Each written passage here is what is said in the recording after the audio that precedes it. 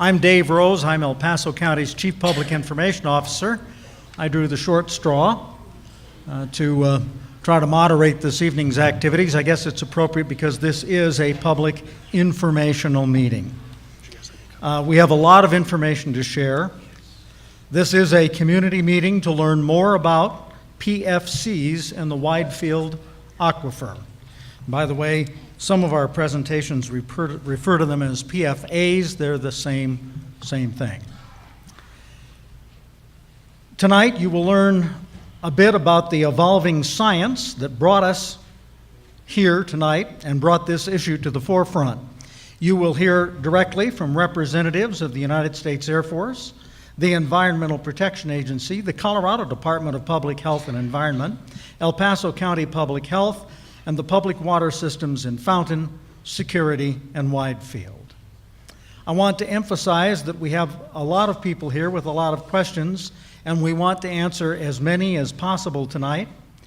Answers to all of the questions presented tonight will be compiled and will be available on the El Paso County Public Health website, which is elpasocountyhealth.org, elpasocountyhealth.org. We have asked our experts here on stage tonight to try to provide answers that can be easily understood by those of us who passed high school chemistry several years ago, only to discover that they keep updating the periodic chart. But at the same time, you need to know that this is an evolving science, and we will all get a bit of a science lesson tonight if we are to understand. I would ask you to listen carefully as each of our presenters provides information specific to their organizations. If you listen carefully, you will hear that the EPA has issued a provisional advisory on PFCs in the Widefield Aquifer. Those of you who are weather watchers know that there is a difference between an advisory and a warning, and it's the same here. If you listen carefully, you will hear that many, if not most of you, in this room tonight are not in a specific area of concern. You will also hear that there is no concern related to water that is used for showers, baths, and dishwashing. Most importantly, you will hear about extraordinary steps that are being taken to develop and implement both near-term and long-term solutions to this problem. At the end of the presentations, we will open it up for questions and answers.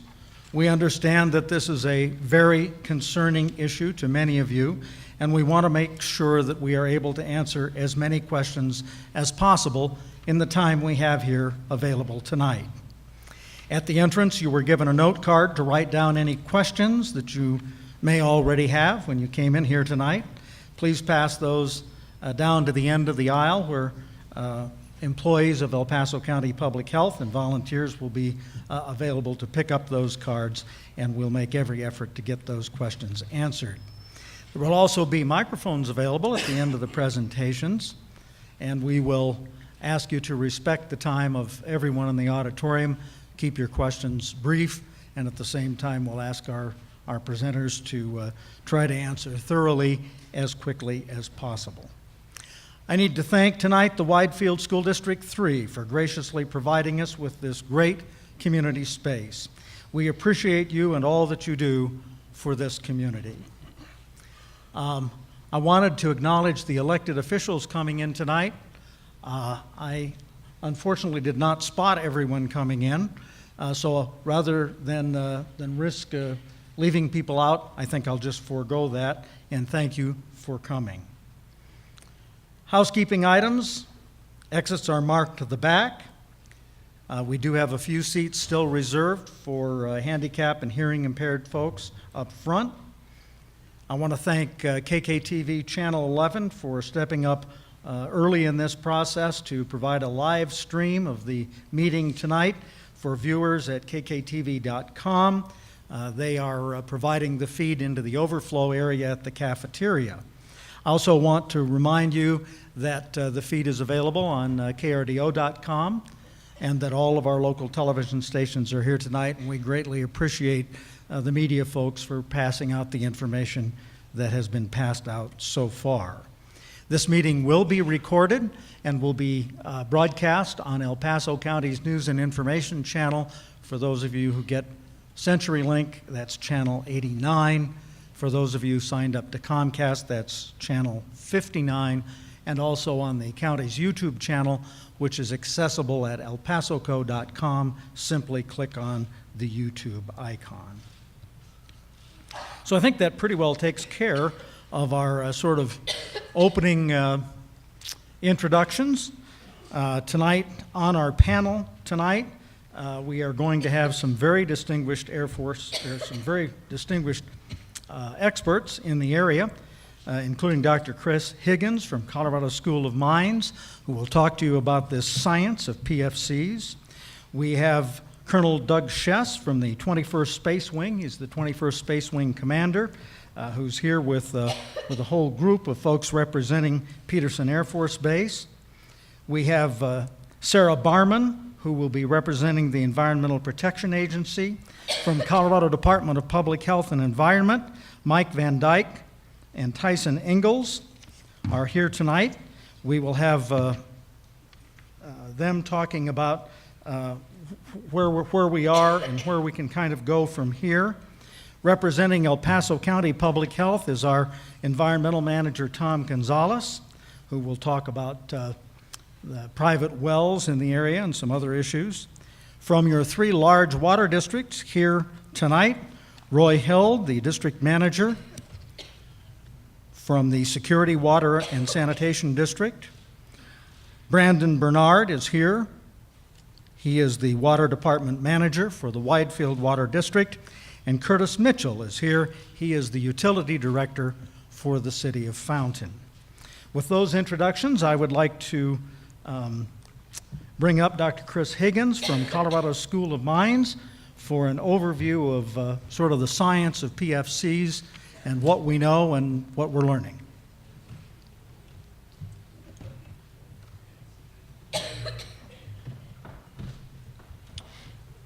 Great. Well, thank you very much for that introduction, and thank you for the opportunity to be here and share with you some of the knowledge that I've been gaining over the last several years working on this issue of perfluorochemicals and the potential contamination of drinking water.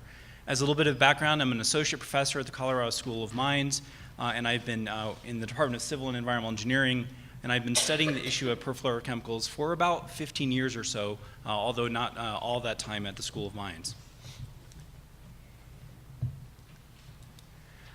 So I hate to be the one to have a little bit of an organic chemistry lesson here tonight, but unfortunately, these chemicals necessitate that.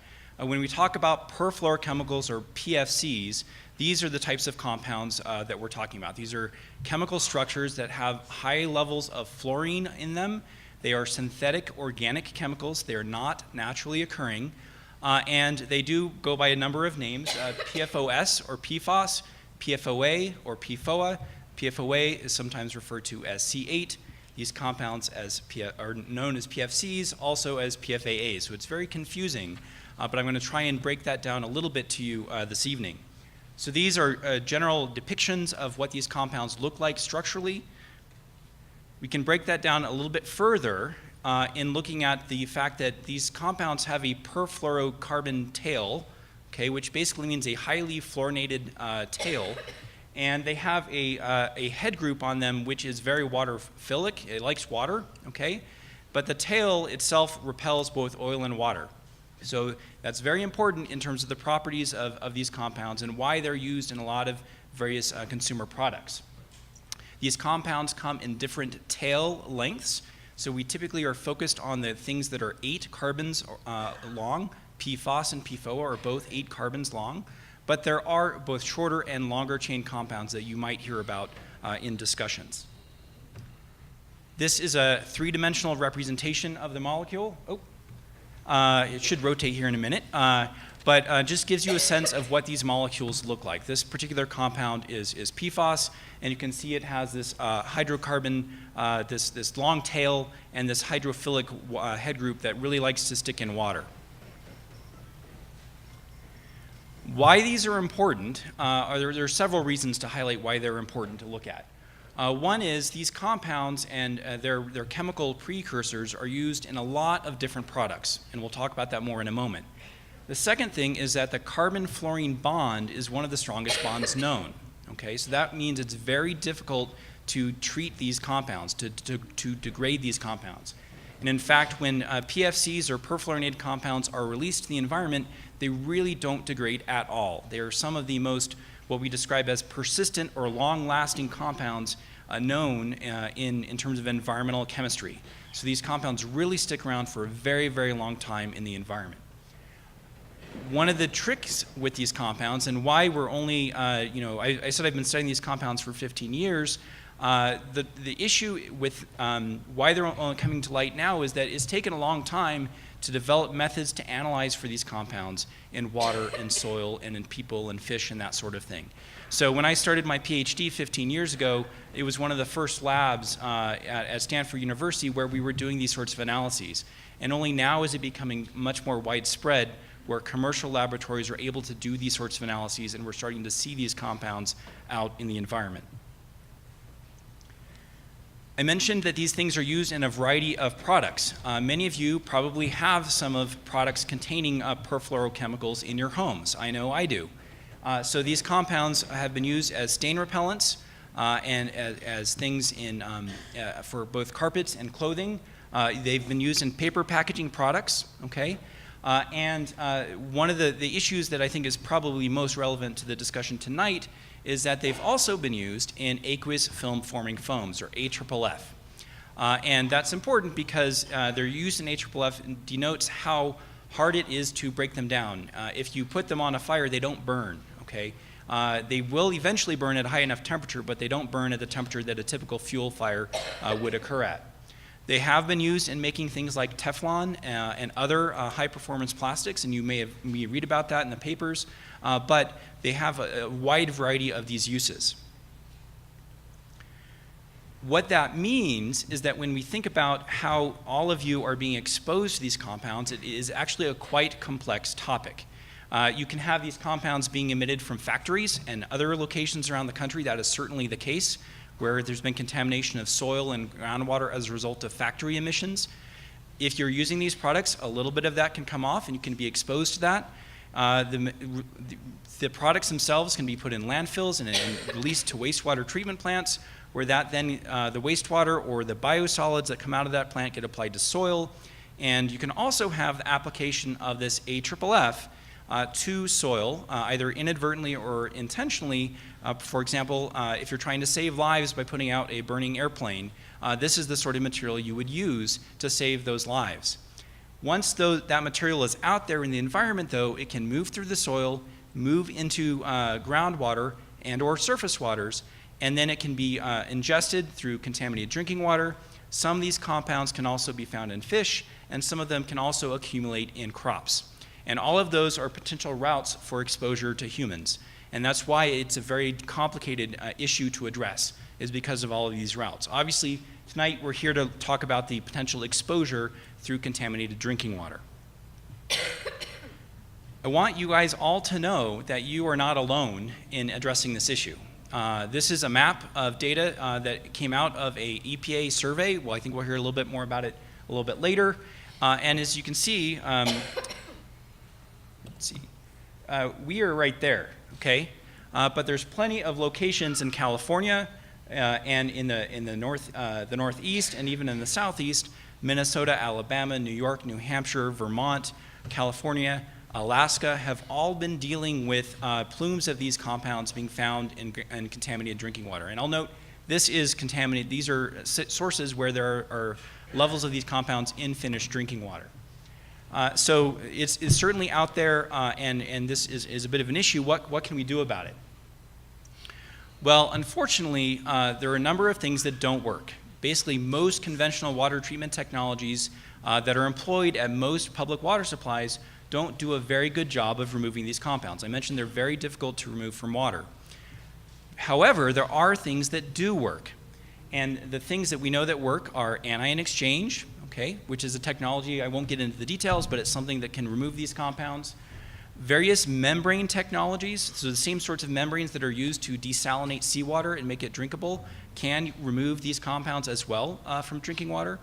Most relevant to the discussion tonight is the use of granular activated carbon filters. So these are carbon filters that are actually fairly efficient at removing some of these compounds when those systems are adequately designed and operated.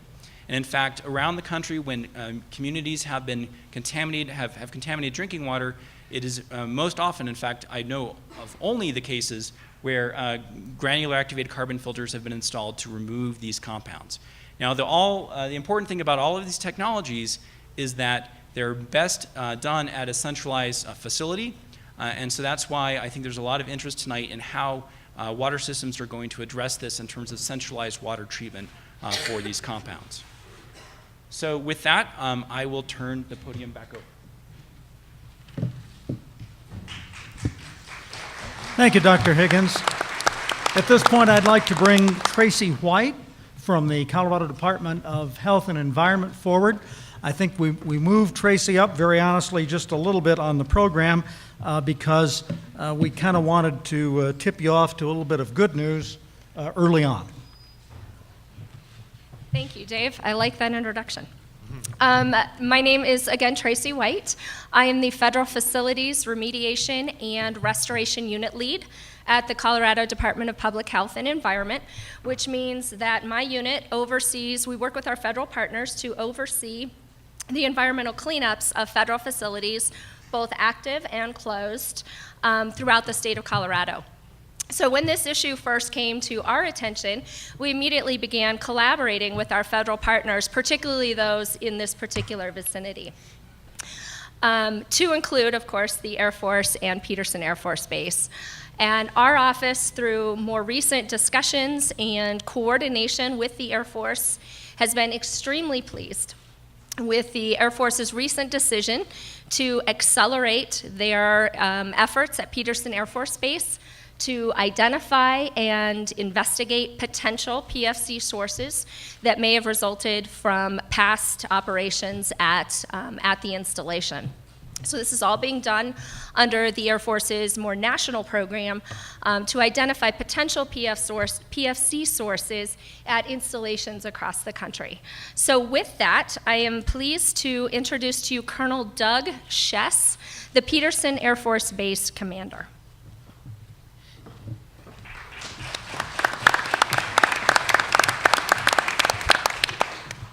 Good evening. My name is Colonel Doug Schess. I'm the 21st Space Wing Commander and Installation Commander at Peterson Air Force Base. Thank you for inviting me and representatives from Peterson Air Force Base and our Air Force experts to speak to you today. As a resident of El Paso County and a community partner, we take all environmental concerns seriously that affect Peterson Air Force Base and the surrounding communities. We have installation personnel, airmen, civilians, and contractors that I've talked to personally that live throughout the Front Range, including Fountain, Security, and Widefield areas. So we are concerned as well. We are your neighbors with you, and we are fully invested in working with our community partners, many represented here today, on finding the cause and resolution to this issue. With that said, the investigation is currently ongoing to locate the source of the water contamination, and as you heard, we have sped up some of those investigation efforts. And as good environmental stewards and neighbors, we continue to work diligently with the civilian and military agency experts to not only find the source, but take any necessary mitigation actions if appropriate. At this time, I'd like to introduce Lieutenant Colonel Chad Gemeinhart, the 21st Civil Engineer Squadron Commander at Peterson Air Force Base, who will explain our current role in the investigation and what actions we are taking place in the near future. And I'd like to thank you again for allowing us to speak here tonight. Chad?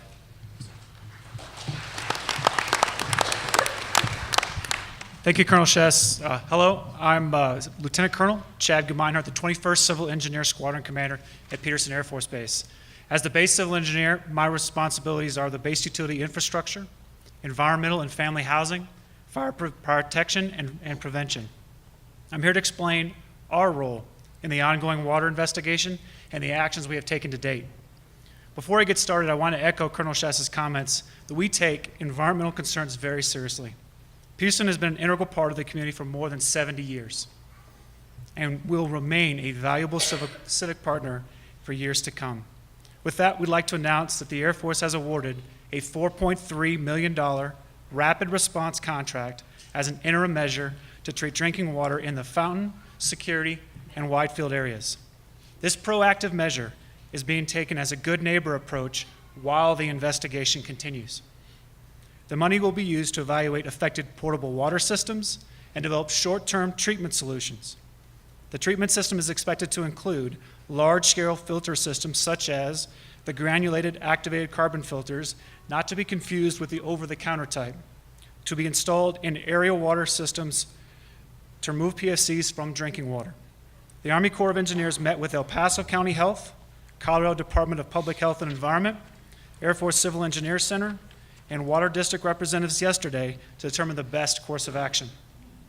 During that meeting, your community water district managers presented their concerns, what they currently are doing, and what they feel would be most helpful to their water systems. In order to better address their needs, the Army Corps of Engineers representative and its engineer have scheduled 5 additional meetings next week to best identify and serve the needs for the water systems. Once all the work is mapped out and a cost estimate is completed, the work plan can be written and processed through the CDPHE for approval. As we get additional information, we will work with our community partners to pass that information along to you. When PFCs were identified as an emerging contaminant by the EPA, the Air Force was quick to order evaluations at each of its installations, including Peterson. Following a preliminary assessment in June, Peterson Air Force Base officials also requested and received an expedited date for further investigation as possible source of the chemicals. The base was originally scheduled for advanced testing in May of 2017. However, we will now begin additional testing in October of 2016, expediting the process 8 months. The next round of testing will include drilling monitoring wells and collecting soil samples for PFC testing to try and determine the source. Contractors arrived on base today to determine the best locations to drill monitoring wells. These wells will determine source and extent of the contamination if found. Drilling will begin in October, and a draft report is expected from the contractor in March 2017. At Peterson, we provide airport firefighting and emergency services to the city of Colorado Springs in exchange for leased property from the city. And we are the first responders for any aircraft or medical emergency on airport property. Peterson emergency responders used AFFF, a firefighting foam, in joint fire training on Peterson, where fire departments from across the region use the training sites to adequately prepare for emergency response actions to provide public safety. The AFFF was used in a legal, responsible manner in full compliance with the Environmental Protection Agency guidelines at the time. Industry standard fire suppressant used to extinguish flammable liquid fires, such as jet fuel fires, the foam was used during training from 1970 until about mid-1990s, when Peterson firefighters began transitioning and training in a lined basin using water to fight a controlled propane-fueled fire, which provides realistic firefighting conditions in an environmentally safe and controlled manner. Since developing the new line training area, AFFF is reserved for use in emergency response situations only. We are working with experts from the Secretary of the Air Force Installations, Environment and Energy, Air Force Civil Engineer Center, Air Force Space Command Bioenvironmental Engineering, Army Corps of Engineers, and my staff, all present here, as well as the CDPHE, the EPA, the El Paso County of Public Health, the Colorado Springs Airport, and other partners as we step through this process together. In addition to providing the filtration assistance and receiving accelerated testing schedule, officials here are double-checking aircraft hangar fire suppression systems for residual PFCs. We are also replacing our current stock of AFFF with a new EPA-compliant synthetic foam. Thank you for allowing me to speak. I'll be available for questions following the remaining briefs. Again, this is a real concern, and we are fully cooperating with our Air Force and community partners to complete the investigation and resolve this matter as quickly as possible.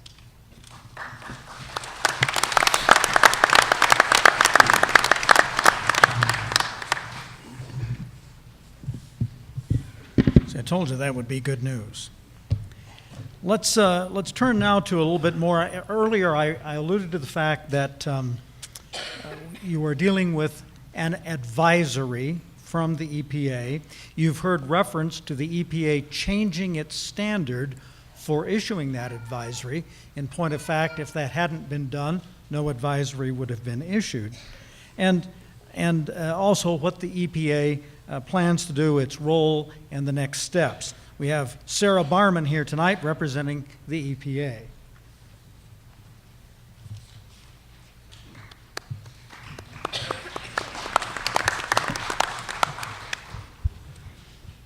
Hello, I'm Sarah Barman, and I manage the water program in EPA's regional office in Denver. First, I want to say thank you to the Air Force. We greatly appreciate the actions you're taking and your demonstrated commitment to the community. So I'm going to spend just a few minutes describing how PFCs were detected in the area and explain EPA's health advisories and EPA's role. I know there has been some confusion and frustration about how your water systems and EPA collected PFOA and PFOS data and how that information was communicated. And I want to take just a few minutes to talk about that here because I think understanding the context is important. So first I want to clarify that samples for PFCs were collected by your water systems as part of a proactive and protective program that EPA uses to evaluate new and emerging contaminants that are not regulated under the Safe Drinking Water Act. EPA uses this framework to look for potential risks from newer emerging contaminants in drinking water.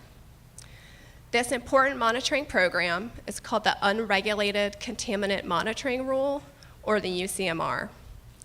The contamination in the Widefield Aquifer was discovered as a result of the UCMR, and we are here tonight to talk about finding solutions for PFCs in your community because of it.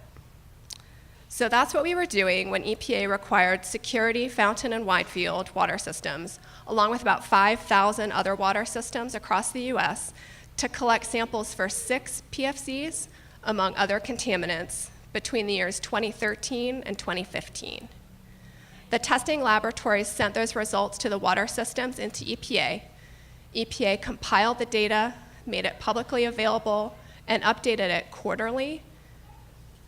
That data reporting is ending now, and EPA is going to use this complete and final data set to make regulatory determinations. I also want to explain EPA's health advisories. EPA sets health advisories for contaminants that can cause human health effects and that are known to occur in drinking water.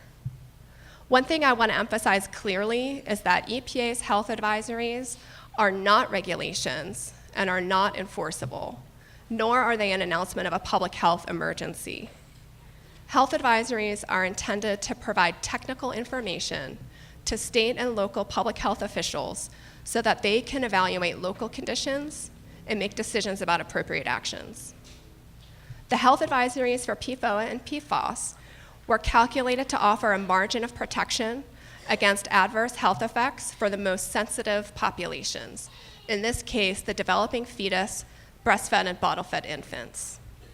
This means that for all other people, the stated concentration in the health advisory will protect them from all other adverse health effects that may occur throughout their lifetime of exposure to these chemicals. Back in 2009, EPA published provisional health advisories for PFOA and PFOS based on the science available at that time. The science has evolved since then, and EPA evaluated peer-reviewed scientific literature on 2 of the priority PFCs, PFOA and PFOS, to develop new health advisory levels for these contaminants. We did not take that task lightly. We evaluated a large amount of information and underwent external peer review before issuing new health advisory levels of 70 parts per trillion for PFOA and PFOS combined. Those health advisories were issued about 8 weeks ago in May of this year. It has only been since this time, when the health advisories were finalized, that there has been a greater general concern about PFC levels in the drinking water supplies in this area. Prior to mid-May, and once they were aware, The water districts did a good job of blending water quickly from different sources to maintain levels below the provisional health advisories that were in place at the time. After EPA completed the toxicology work and released the lower final health advisories, it became clear that this blending strategy could not always meet both goals of maintaining an adequate water supply and keeping levels of PFCs below this new value. CDPHE and the water districts will detail in a few minutes the current status for each of the water systems. I also want to emphasize that because these are unregulated contaminants, EPA has a different role. We are not requiring state or local agencies or public water systems to take specific actions for PFOA and PFOS. That said, even before we finalized the health advisories in May, CDPHE, El Paso County, and the water districts were working proactively to evaluate and manage drinking water quality relative to the provisional health advisories that were in place at the time, and to communicate with the public. EPA has been in a supporting role, providing information and resources to the state and county as they determine appropriate actions and next steps. Part of this was providing funding to CDPHE and El Paso County for sampling in the area to identify where PFCs were present in drinking water and to begin to determine sources. CDPH and the county have done a great job leading this effort and developing the data to inform those next steps. EPA will continue to provide this type of support, and I should also mention that nationally, EPA is still evaluating PFOA and PFOS as drinking water contaminants under the Safe Drinking Water Act to determine if they should be regulated. This is the next step, this regulatory determination, that follows data collection that occurred under the unregulated contaminant monitoring rule. So with that, I'll turn it back over to our moderator. Thank you.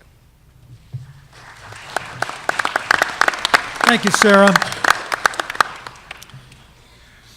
Tyson Ingalls and Mike Van Dyke are here tonight from the Colorado Department of Health and Environment.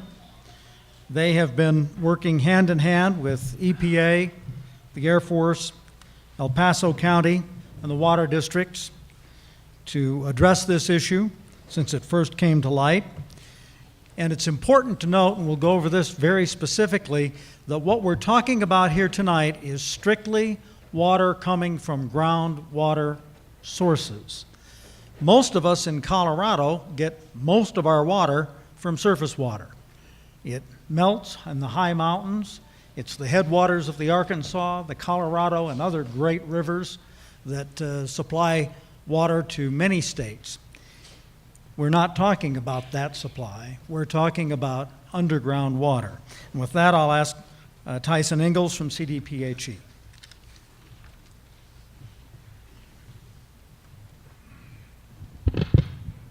Thank you, Dave. Hello. My name is Tyson Ingalls. I'm the lead drinking water engineer for the State Health Department.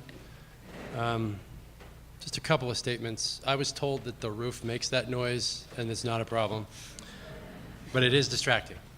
And the second thing is that there are people at the doors. I am seeing some seats in the middle.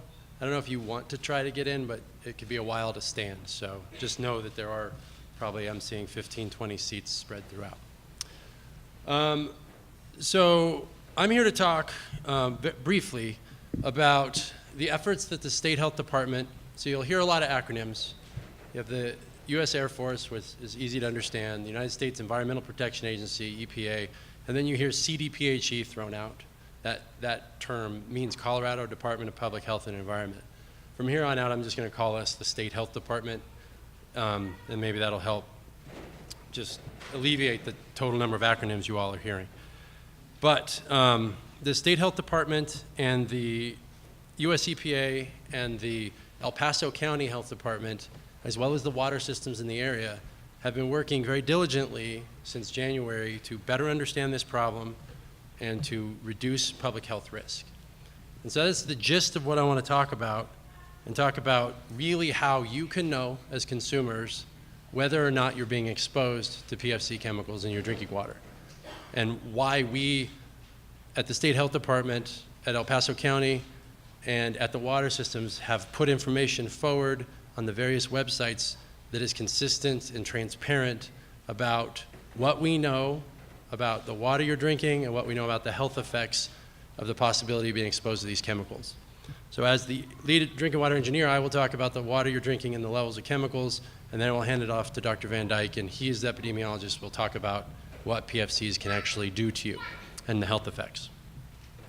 So the area of investigation that we're talking about is the southern end of Colorado Springs, Security, Widefield, and Fountain area. We refer to it as the Widefield Aquifer. What we mean by that is basically an underground river of water flowing under the surface of the ground that contains levels of these chemicals, PFCs.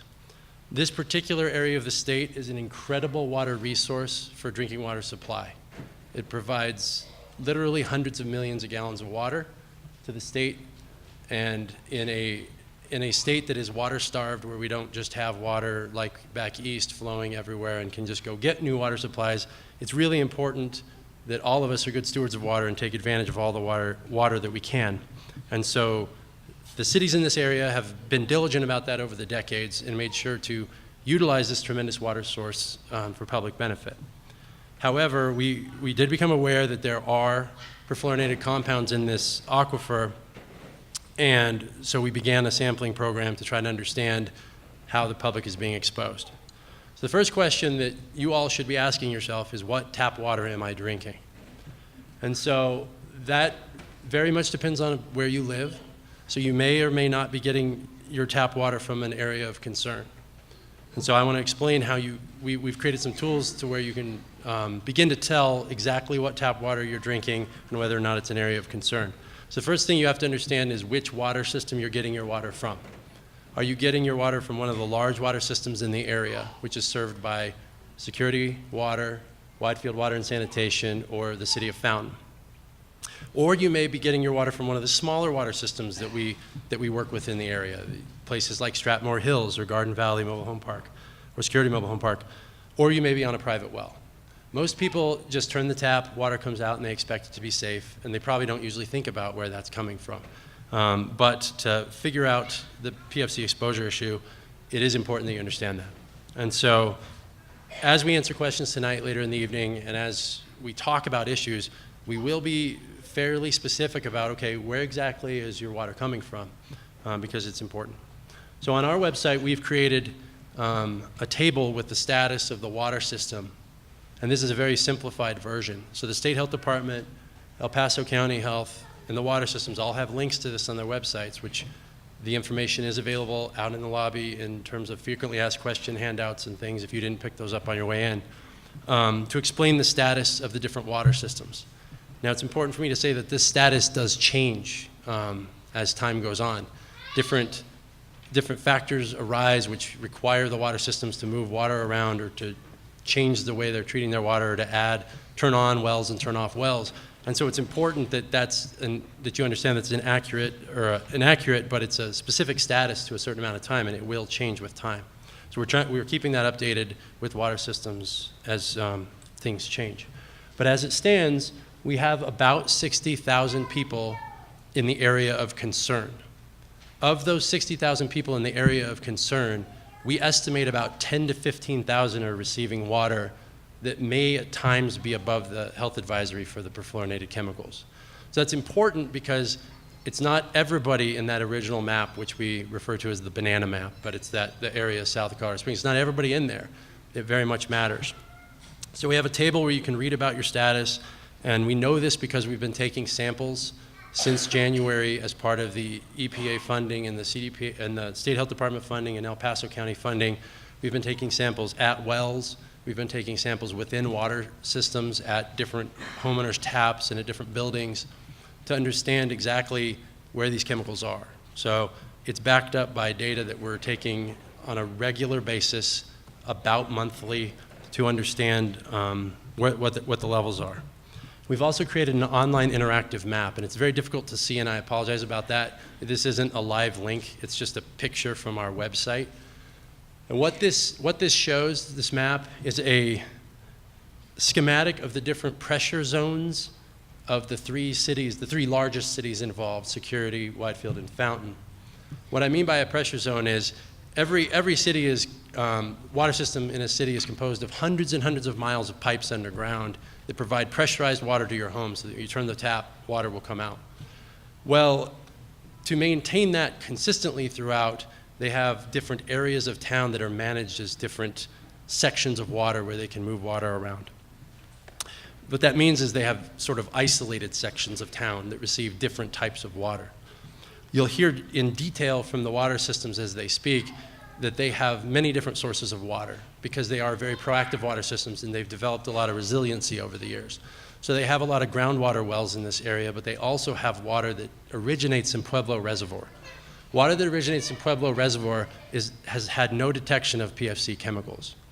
So what these three large water districts do in cooperation with one another, with many interconnects, and with cooperation with the Colorado Springs utilities, is they pump up water from Pueblo Reservoir.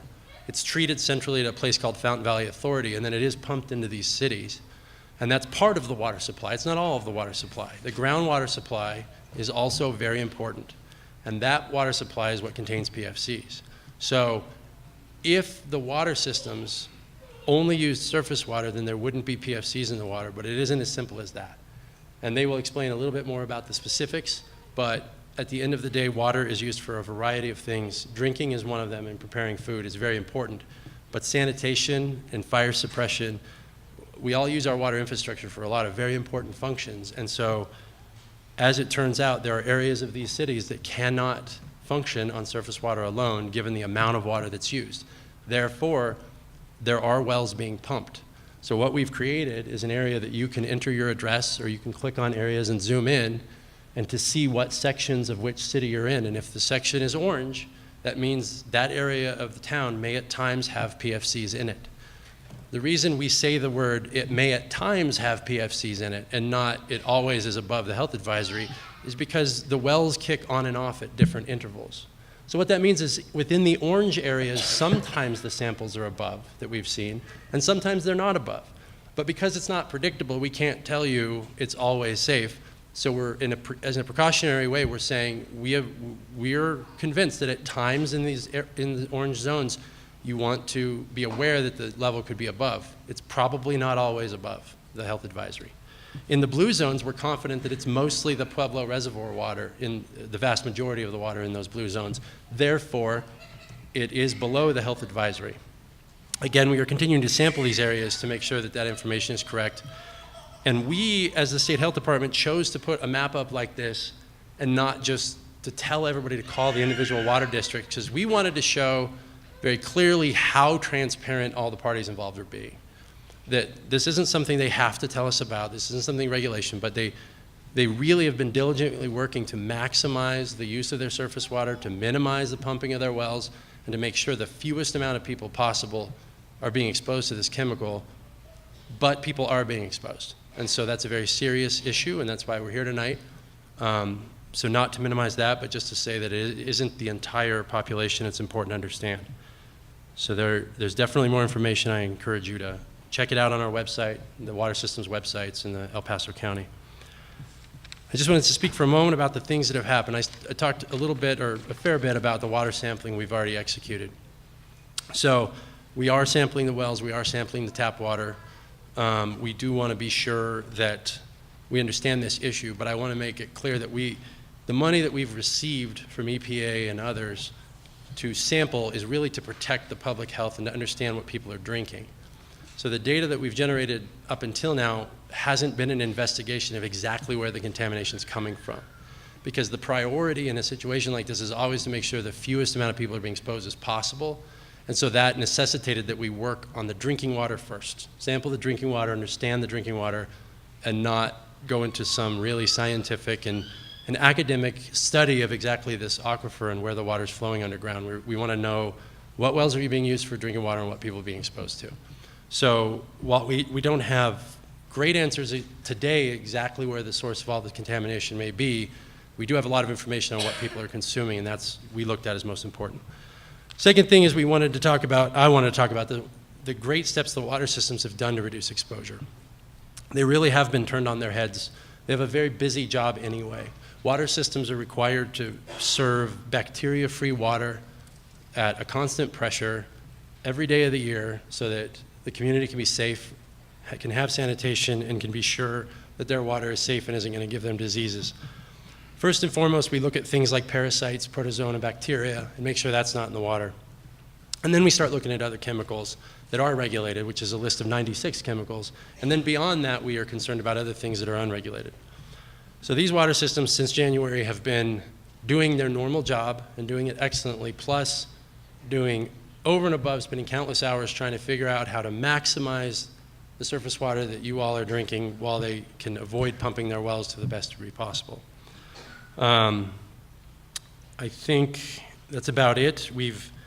Let me see, I did want to say that the developing of solutions and in working in partnership with the Air Force is a tremendously positive development, but it is not an easy or quick fix. So this will take time to get the appropriate treatment in place to make sure that all the wells that are pumping are producing water at a level below the action level. But we feel, as a state health department, that we are moving toward a solution, and we want to answer questions as appropriate after the time. So thanks. I'm going to turn it over to Dr. Van Dyke, and he'll talk about health effects.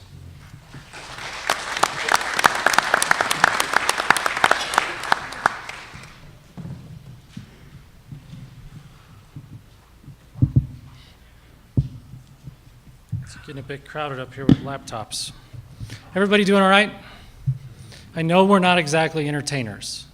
So we're doing our best up here to give you some information, the best we can. And my goal tonight is really to give you some information to allow you to make some decisions about your health and drinking water. So my name is Mike Van Dyke. I'm the Chief of Environmental Epidemiology and Toxicology at the State Health Department. And before I get into the advice I want to give, I want to just make sure that you guys heard some really important things that were said tonight already. First and foremost, you heard from the Air Force that a solution appears to be on the way. Really good news.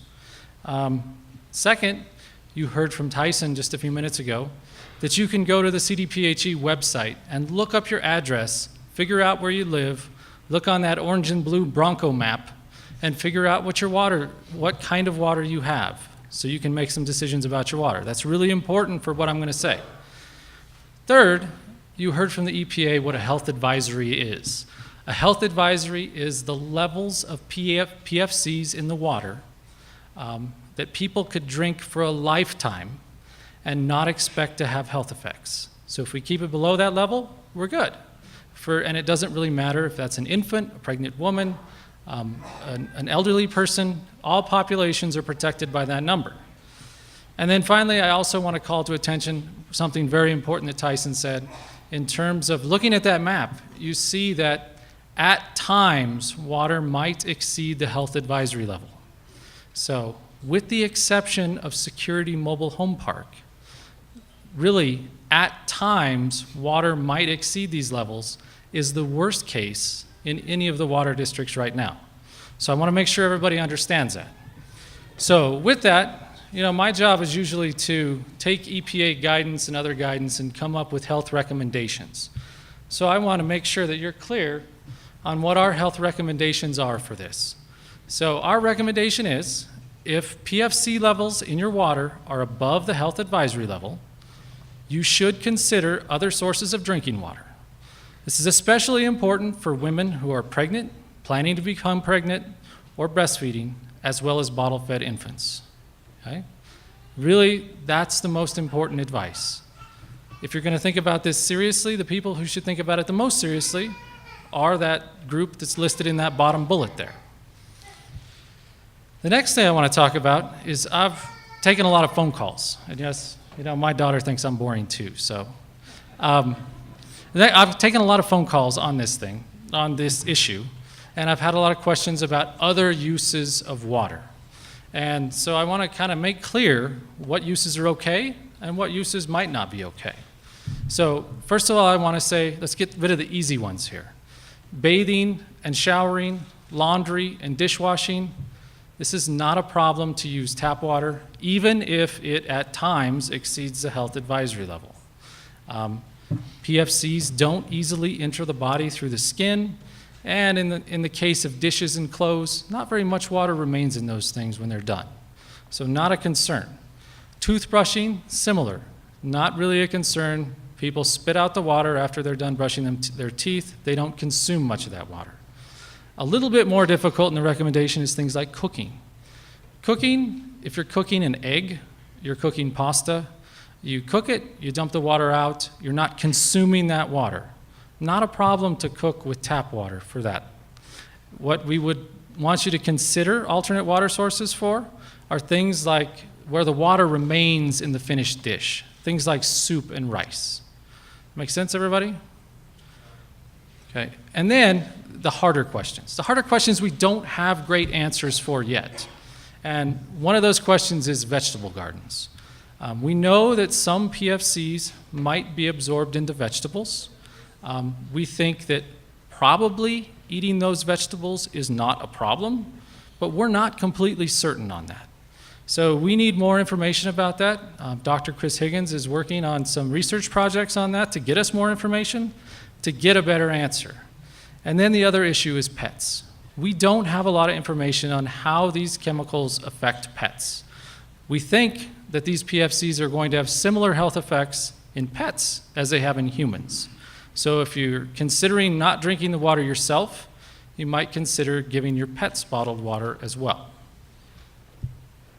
Okay? So why are we making these recommendations? We're making these recommendations because there are some possible health effects from PFCs. Science is hard and it comes out with conflicting results sometimes. I mean, I'm not even sure if I should be eating butter today or not. So, but what we do know is what the things that have been consistent across different studies in terms of PFC exposures are PFC exposures have been associated with things like low birth weight, changes in blood cholesterol, liver enzymes, and uric acid levels, which are important when we start thinking about things like hypertension and heart disease. Less consistent across different studies, meaning that some studies find this and some studies don't, are things like thyroid disease, immune system effects, kidney cancer, and testicular cancer. Again, some evidence that it might cause these things, but that evidence has not been consistent. I also want to point out that Dr. Higgins talked kind of the alphabet soup of all the different PFCs there are out there. We have the most health information on PFOA and PFOS. We don't have very much information on the other PFCs that Dr. Higgins talked about to make really great health-based decisions. All right, the next thing I want to talk about is something you may have read about in the paper. You may have read about in the paper, and I think it was today or yesterday, that the State Health Department did a study looking at rates of cancer and low birth weight in these areas that have been impacted by PFCs. I worked on that study, and these were preliminary analysis to determine if there were significantly higher rates of low birth weight and cancers in these areas. Good news, what we found was there was no significant difference in the percentage of low birth weights in the affected areas as compared to El Paso County as a whole. We did find that there was a higher than expected number of lung, kidney, and bladder cancers in these areas that have been impacted by PFCs as compared to the rest of El Paso County. Now, I put up kidney cancer in red there. Kidney cancer is the only cancer I told you about that's been associated with PFC exposure. Those other two cancers are really more associated with things like smoking, and so is kidney cancer. Smoking is a really strong risk factor for kidney cancer. So the other thing we found was that there were higher rates of smoking and obesity in the areas with PFCs as compared to El Paso County as a whole. So we think much of the increase in what we saw, which was not a huge increase, by the way, can be explained by these higher rates of smoking and obesity. We don't think this is a PFC effect. We can't be sure, but we don't think it is. We are committed to continuing to monitor these data over time and to look closer as we get more information. Finally, the last thing I want to talk about is people have probably heard that you could get your blood tested for PFCs. There are tests available that measure the amount of PFCs in your blood. These tests can be ordered through your personal physician. They might be covered by insurance. They might not be covered by insurance. The results of the test will tell you how the level of PFCs compares to the national average, tell you how much PFCs are in your blood. Right now, CDPHE does not currently recommend blood testing for PFCs. The reason is because it's not predictive of health effects. It doesn't help you manage your personal health. It's not helpful in the diagnosis and treatment of health effects. We are focused on eliminating the exposure. We don't think it's really necessary to try and measure the exposure in people when we're focused on eliminating the exposure. So with that, I'm going to turn it back over to Dave Rowe.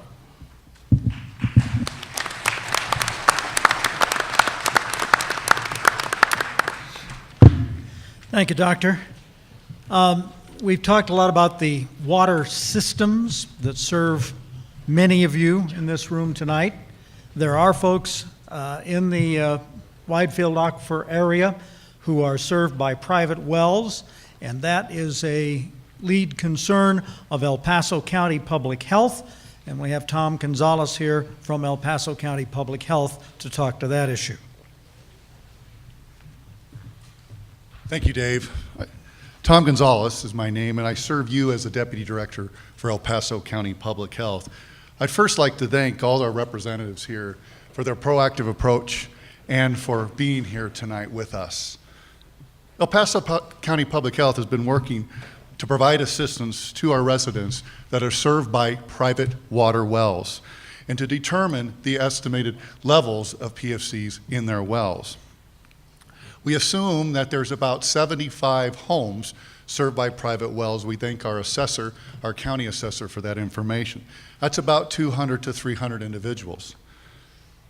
We're working closely with with the State Health Department and EPA on providing this testing. I want to thank the EPA and State Health for their funding to provide these costly testing at no cost to our residents.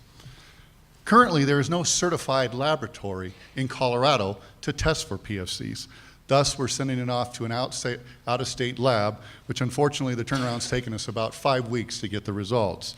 However, when we do get the results, we immediately notify our resident what the results are. We have tested 47 private wells in the area.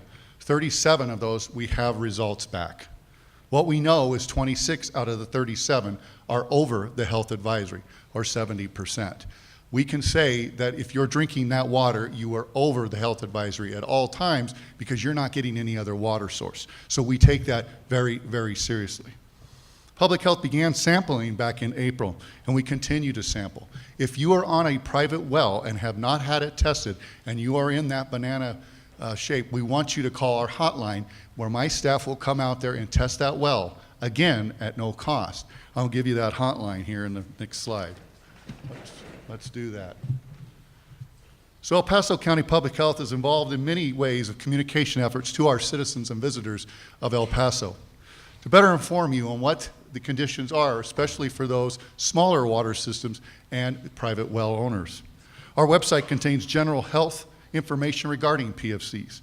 We have conducted interviews with our local and state media and have reached out with the press releases and social media. I want to thank our local media for their coverage.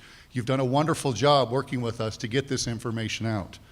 We also operate the hotline, as I said, that people can call and leave a voicemail. I have staff that are monitoring that every day, and we'll get back with you in 1 to 2 business days. Again, if you are on a private well in the Widefield Aquifer, please call that number. At no cost, staff will go out there, we'll test your well, and from there we will determine the levels of PFCs. Hopefully they are below the level for you. Lastly, and more importantly, thank you to the Air Force, as my staff are working with them right now to explore possible treatment options at no cost for private well owners that are above this health advisory. So we take this very seriously. I'm thanking the Air Force, EPA, State Health, and everybody else to get the private well water below our health advisory as soon as we can. Thank you.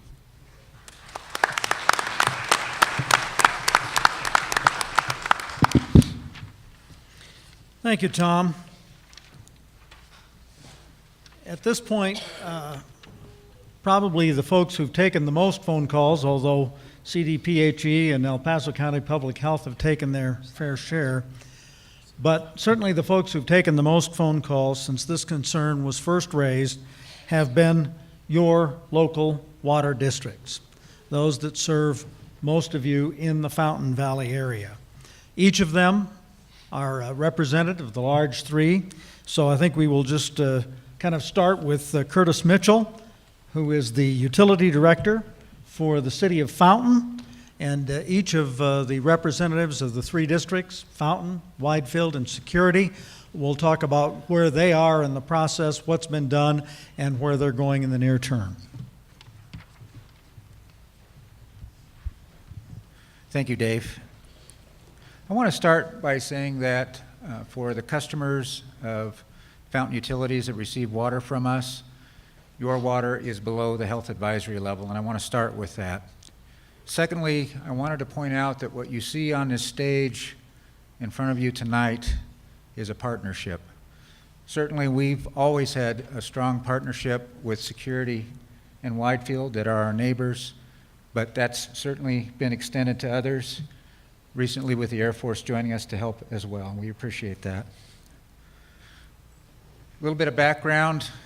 We provide water to about 26,000 customers. Also, I think I can say with confidence that the majority of you in this room are our electric customers, as we serve electricity to Widefield and probably about half of Security. We are proud that the military, both active and retired, call our community home. And we're very happy that they do, and we're very happy for their service, and we want to reciprocate by providing services back to them. Short term, for the city of Fountain, our story is a little bit different. I wanted to recognize that we've got city council members, both past and present in this room, and I appreciate their leadership as we made tough decisions in the past to become a partner in the Southern Delivery System. That was not easy. It was expensive for our community, but it certainly has shown its importance as we're dealing with this situation now. So short term, as of tonight, we're 100% surface water and we're not using any groundwater. Part of the reason that we can do that is that our community is partnering with us. We have implemented stage 3 water restrictions, and we've asked you to cut your outdoor water use to 2 days a week on an alternating schedule. And to our community, I say thank you. We have enough to meet 80% from the surface water source, and you're making up for that 20% on these hot and dry days. Thank you for your partnership. I would strongly encourage you to continue working with us, and we'll continue to provide you updates. Without Southern Delivery System, normally this time of year when we hit the hot summer days, we'd be about 50-50, about 50% surface water and about 50% groundwater. The timing of the Southern Delivery System could not have been better. To have it become operational and have that capacity right as we started into the summer demand and right as we're dealing with this issue that's of concern to all of us. It is important that I communicate with you as we go forward. If we got into a hot, dry spell or if we had any operational issues, we may need to introduce groundwater into our system, but that would be a last resort. Our commitment to you, our customers, is that we would provide you with 24 hours notice before we would do that. We're also providing you notice in your utility bills, additional information and details related to what's being discussed tonight. Midterm, thank you, Air Force, for being proactive. Thank you for being a neighbor and a partner. Midterm, we're working with them, and as been mentioned already, we're meeting with them next week to look at what can we do in the next 3, 4, or 5 months to gain access to our groundwater supplies and be able to provide treated groundwater to our customers. Very important for us as a backup supply and a redundant supply. Long term, boy, the information we're going to get from working with Air Force is going to be great, and it will be information that we can apply to long-term solutions for our community. Our groundwater resources are important. You've heard that from many tonight. And they're important to our future, important for redundancy, important for backup, and important for growth. And we need access to those. And we've been working on long-term solutions since we started working this issue clear back at the beginning of this year. Those solutions for us really look at trying to pipe our wells together so that we could construct one centralized treatment facility. Fortunately, we've got others that are partnering with us so that we can start to examine what some of those treatment technologies are and come up with the most cost-effective solution for our community. And also long-term, certainly we're looking at next summer being in a different situation. Our stage 3 water restrictions are not permanent. I've taken some of those questions. They're only to get us through the hot, dry days. My hope is before we get to September, we'll be able to relax those restrictions as we get into different weather patterns. So that's not a long-term solution. That's for right now, and a very important aspect of what we're doing. But by next summer, we want to be in a different position where we've got other water resources, and my expectation is that we'll be able to get that accomplished for you all. Thank you.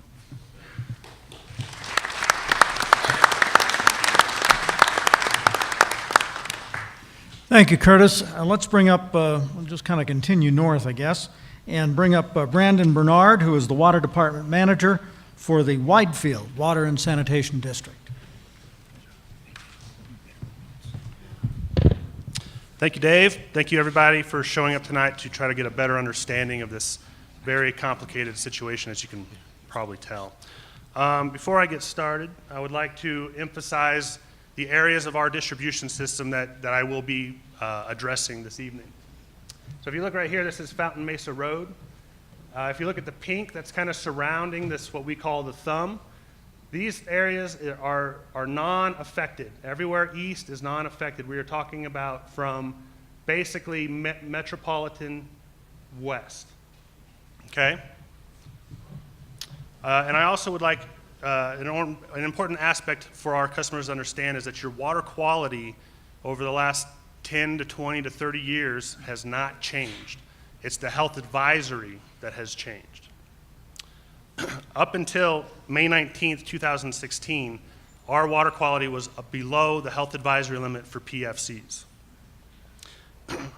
The EPA requires all public water systems over 10,000 customers to voluntarily test for these unregulated contaminants, which we have done in 2013 and 2014. When those results came back, they were again below the health advisory limit. On May 19th, that all changed. Since May 19th, and since customer concern came to our attention, we have been working rapidly to try to address this situation. We started with only running wells during peak demand. We increased daily delivery of surface water to reduce that well production. We started construction of phase 4 of our blending station. When I say that, I'm referring to these kind of dotted lines you see all around here that kind of come all the way up to this area. We already had a capital improvement project in place to address other water quality parameters that are primary and secondary that are required upon us. This facility is only going to help with the PFC situation. We kept our customers informed through webpage, Facebook, billing stuffers, and mailers. Our immediate plan to address this situation is to have a water filling station free of charge to our West Side customers within a month. That is our hope. It'll be free of charge, and you'll be able to get 10 gallons of water a week. Our goal at Widefield Water and Sanitation District is to permanently relieve your concerns. We are working to introduce and increase surface water flows on the west side.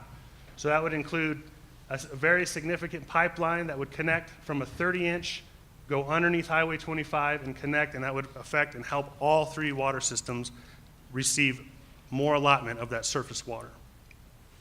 We are evaluating hydraulic requirements of adding additional zones to be blended. So for instance, you see that we have a little tiny pressure zone right here. We could introduce this pink zone into that zone, and that zone would then be PFC free. And we also are fast-tracking our well blending manifolds, as I had discussed. We have our engineers working diligently to assess the most effective treatment options to include in our blending manifold design. A location has already been selected on the east side over here, right behind Harvard Street, is where our treatment plant will be. We are meeting with the Air Force next week on immediate treatment options to expedite this and move as quickly as possible.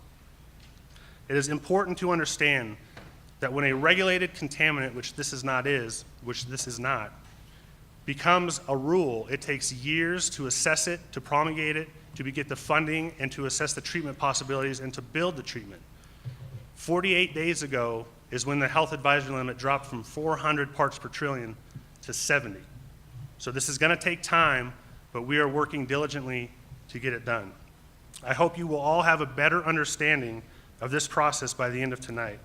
Consumer confidence is of the utmost importance to us. Thank you.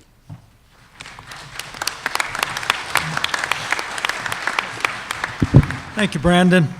And we'll continue up farther north now with Roy Held, who is the district manager for the Security Water and Sanitation District.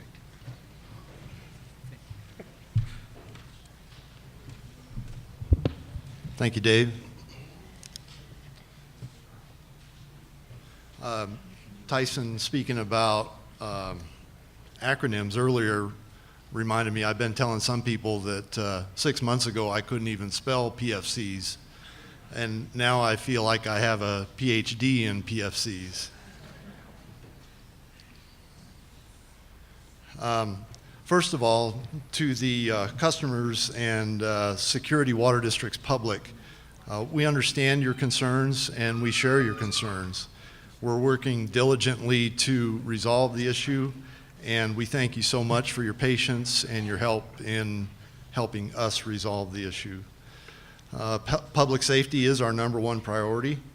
And again, I want to remind you that Security Water meets all drinking water regulations, and it's already been discussed how a regulation is different than a health advisory. Historically, Security has supplied drinking water by about a 50-50 percentage of Pueblo Reservoir water versus groundwater. We've changed that dramatically recently. Just to go through the timeline, in January of this year, we first became aware of this issue, and we immediately shut down 7 wells. At that time, and even before that time, we believed that our water met the health advisories, but just as a measure of caution, we shut down those 7 wells that we thought could be of concern.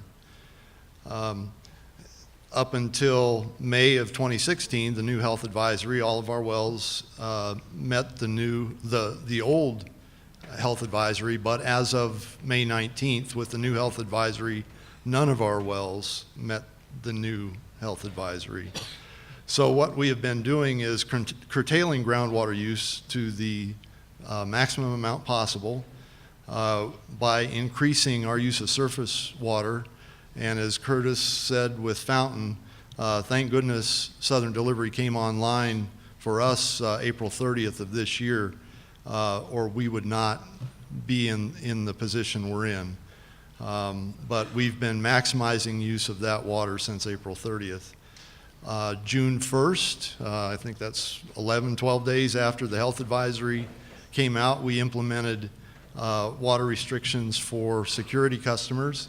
3-day-a-week water restrictions to help shave the peaks off our water demand and reduce the need to use well water.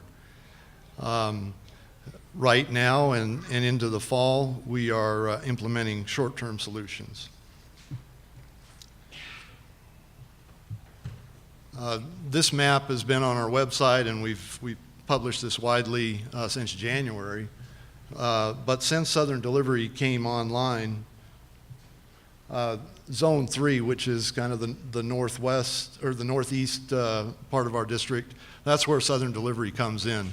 So that area is unaffected now by PFCs because that's entirely Pueblo Reservoir water. Likewise, Zone 2 is where Fountain Valley Authority comes in, and that water is generally unaffected. It's almost impossible now with as much surface water as we're pushing into the system that Zone 2 could be affected. It would only be in an outage or some other type of malfunction that Zone 2 could be affected. And actually, we're pushing surface water down into Zone 1 and mixing it to the best degree possible right now to ensure that Zone 1 is affected as little as possible. We have not been able to obtain sample results since we started taking Southern Delivery water. We took samples on May 26th, and because of the backlog at the lab, we haven't received those results yet. But just based on the amount of water, we're running about 86% surface water now, and that's being pushed, as I say, through the zones into Zone 1. So our solutions.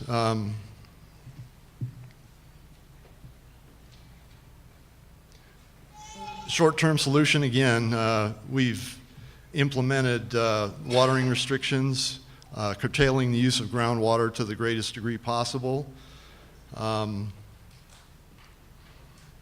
Also, with the receipt of Southern Delivery water, this is really now just a summertime issue for us. We can meet water demand in fall, winter, and part of spring just with our surface water supplies since we got Southern Delivery. So we're just trying to get through this summer, and we'll be in much better shape. Intermediate solution, the slide says that we're exploring how to bring more Southern Delivery water into our system.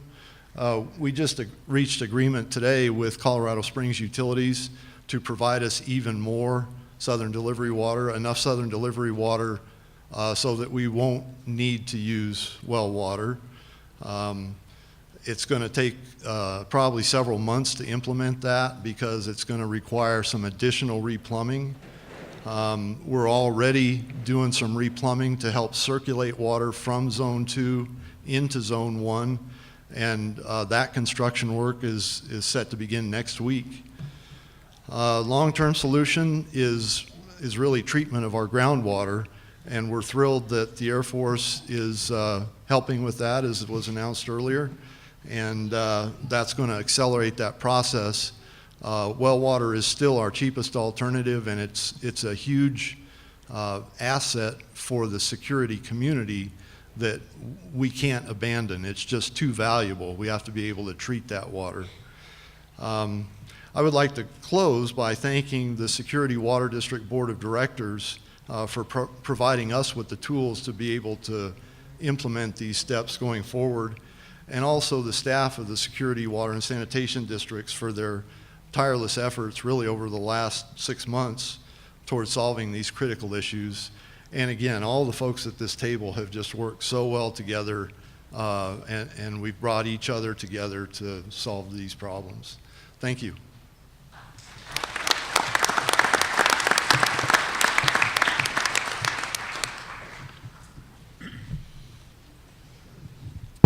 Thank you, Roy. And that brings us to the point where we will try to get to as many of the questions that have been turned in as is possible. What we'll do is we'll start with the questions on the cards which were asked most frequently. So we'll start with those questions, and our folks from El Paso County Health went through and isolated the questions that were repeatedly asked on the cards. By the way, I'll remind you, for some folks who are leaving the presentation at this time, we will post this on the El Paso County News and Information channel, and it will broadcast there several times. It will also be posted on the El Paso County YouTube channel, and you go to elpasoco.com and just click on the YouTube icon. There's some 300 videos there, and you can search for this media, for this meeting. The first question that came up repeatedly and is for the EPA: what was the reason for lowering the standard in numbers that is acceptable? Yeah, thank you. Let me just scoot the mic forward. So, as I spoke earlier, the reason for lowering the health advisory is that the science has really evolved on our understanding for PFCs over the last few years. We established that provisional health advisory back in 2009 when we started to see the contaminants occurring more often in drinking water. That was called a provisional health advisory because it didn't go through the same level of rigor. We didn't have the same amount of scientific information to support that. We do now, and we've gone through that full peer-reviewed process now. There is a tremendous amount of peer-reviewed scientific literature. Probably shouldn't say tremendous amount. There's a larger amount of scientific literature, so that's what we used as the basis. And so as the science has evolved, that's what triggered our issuing this final health advisory in May of this year.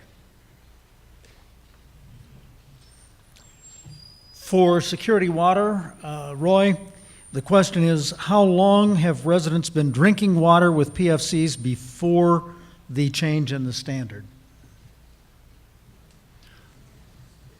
Well, I think that's hard to know because we don't know what the source is. And so until that is determined, I don't think anybody knows how long it's been in the water. Okay. Probably for Tom Gonzalez, will free water be given where needed? We are, thank you for that question. We are working with the Air Force logistically on private wells and the small water systems, not the big three, on ways we can provide alternate water sources at no cost. We've just begun that logistics. I'm hopeful in a week we can give a great update, but we're doing that. I appreciate the Air Force having these conversations, but we just started those conversations and we will be moving forward. Again, that'll be for the private well owners that exceed the limit, the small water systems. You heard Security Mobile Home Park, Fountain Valley Shopping Center. We are looking into ways to provide alternative water free of PFCs for those folks at no cost. I think for CDPHE, the question is, are there home water filtration systems that work? Thank you. That'll be me. That is an excellent question. If you start searching the internet, you may get a tremendously different amount of answers about which home treatment systems you should use. Should you put a filter on your entire home? Should you just put one under your sink? Should you just use your refrigerator filter? Right now, there's limited information on some types of filters, so the CDPHE or the State Health Department's recommendation is that you should use NSF certified reverse osmosis under sink filtration if you want to eliminate exposure from PFCs if you're in an area that's impacted. But how long do you have to keep the filter? That's an excellent question. So there's several types of at-home treatment systems that could go under your sink. One type is carbon under your sink. And I know the Air Force talked about carbon. I just want to be clear. The carbon they're talking about for water systems is very large-scale industrial filters that would go on the wells. It works tremendously better than the filters on your refrigerator, the filters under your sink. There are under-sink carbon-only systems that may reduce the PFCs, but we can't be confident how often you would need to change them out. That's why we're saying we would not recommend you go with a carbon-only under-sink filtration system, that you go with reverse osmosis. Then the follow-on recommendation to that would be that you would follow the manufacturer's recommendations for change-out. At the end of the day, they usually ask for a 6-month, year, or 2-year change-out, depending on manufacturer. Reverse osmosis needs to be installed properly, is the other thing. If you install it improperly, yes, we have on our website some links, but certainly you can definitely get any of these NSF certified filters at your big box store kind of places, at your large home improvement warehouses. All of those have NSF certified reverse osmosis filtration. So it sounds really high end, but it's pretty simple. You look for an NSF sticker on a reverse osmosis filter, and that would be the type that you would install under your sink. You could be looking anywhere from as low as $250 to as high as $800–900, depending on the manufacturer. But if it's NSF certified, we would say it would almost certainly get the PFCs out. Excuse me, we're going to proceed with the cards so we don't get into an exchange here that will be non-productive. Why, I think this is probably for Dr. Van Dyke, why is the water okay for anyone except babies and pregnant women?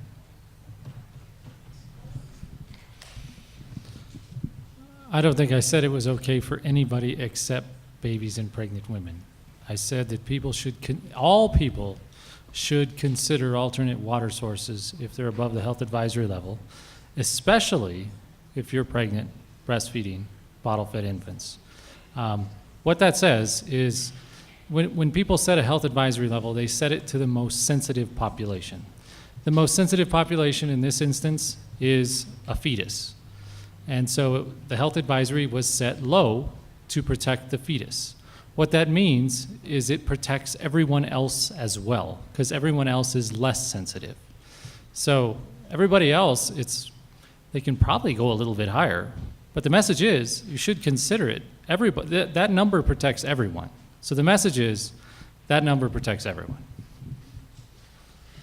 For the Air Force, when did the using of the foam, AAAF, start? Has it stopped or is it still being used? Thank you for the question. We started using this, again, from the 1970s to the mid-1990s is when we used that formulation of AFFF. Again, once we transitioned to the different fire trainer, at that point, AFFF formulations, we switched to for emergency use only. And it was only used during emergency responses only. So if there was a life safety, an example would be an aircraft on fire, an airplane crash, that is the only time that we used it post that time. Probably again for Dr. Van Dyke. I understand PFCs are accumulating like lead in the body. How much can be accumulated before we see breakdowns in liver and kidneys, and what other organs are affected? So PFCs are a chemical that has a long half-life in the body. So once it gets into the body, it takes a long time for it to get out. It accumulates in the body. The health advisory level has been set taking that into account. So the recommendation is still the same. But the issue is that once you stop, if you decide to stop drinking the water, those PFCs will remain in your body for a long time. I don't think we know how long it would take to cause some of these health effects. No, we know the half-life, and it depends on the PFC. And it is on the time frame of years, depending on the PFC. But the health advisory level, again, was set taking that into account. So the advice remains the same. Thank you. I think this was answered, but it appeared several times in the cards, perhaps before the presentations. Is it safe to wash things like dishes, clothes, pets, or yourself?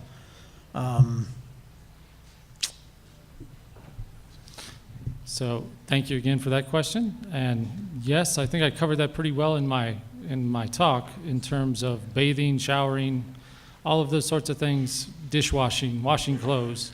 All of those things are fine, even if the water exceeds the health advisory level. Okay. Do the PFCs have any interaction with medicines? I don't think we could answer that question with a lot of certainty, but I'm not aware of any significant interactions that I have heard of. If somebody has a specific medicine they'd like to ask about, I'd be happy to talk about that offline. Back to the filtration question, will the newer refrigerator water filters protect against PFAs? So I want to just reiterate the reverse osmosis recommendation. Refrigerator filters and under sink little two-stage cartridges that you might see for sale are typically carbon filtration systems. They may reduce the perfluorinated compounds, the PFCs in the water, but we cannot, at this time, with the data we have, tell you at what rate you would need to change them or how much of the chemical that would remove. So that's why we're saying the newer, the older, either way, cartridge filtration without reverse osmosis, we cannot be confident that it would reduce the PFCs below the health advisory level. So we're recommending reverse osmosis if you're going to go with a home under sink treatment system. This is one I was pondering, and I'm glad to see it got turned in. Has anyone here come up with a representation for 70 parts per trillion. Is that, spit in the ocean? Is it, what is that? I would defer that to Aaron. I think he has a good Yeah, analogy. so is the question, is it a visual kind of reference? Yeah, what kind of, how can we, what would represent 70 parts per million? So 70 parts per trillion, Or trillion. Is equivalent to 1 teaspoon in 20 Olympic-sized swimming pools. Okay, so that's the standard, 1 teaspoon in 20 Olympic-sized swimming pools. Thank you for that. I have been wondering about that ever since this issue came up, and I just don't have the mathematical mind to be able to digest something like that. For me, it's imponderable. Can we have a map of all the affected properties? I think the answer to that is we were presented with maps tonight. Tom, will we get those up on the county website? Yes, they are up there. They're a link to CDPHE State Health's website showing the zones and the areas with the 3 major water systems. And again, the El Paso County Health website is elpasocountyhealth.org. All of the words put together, elpasocountyhealth.org.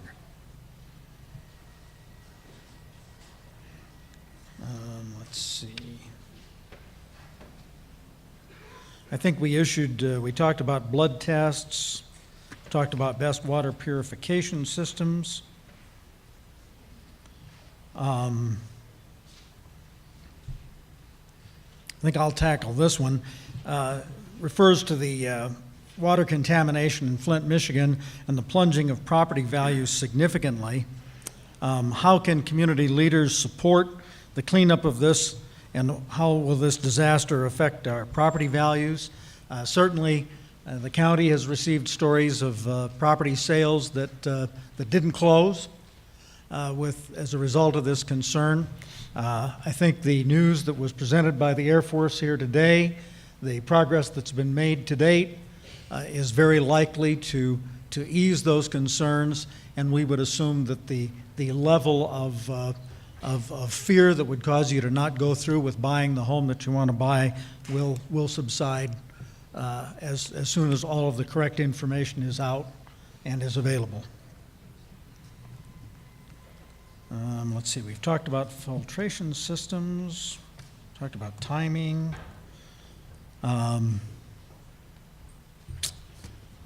Timing again. To certain communities. Why do certain communities still have higher levels of PFCs? I think that was answered. It's the ability to blend or use entirely surface water, largely as a result of the coming online of the Southern Delivery System. Probably some of you in this room remember interviews I did on television years ago with people saying, oh, we don't need Southern Delivery, it's too expensive, we'll never use it.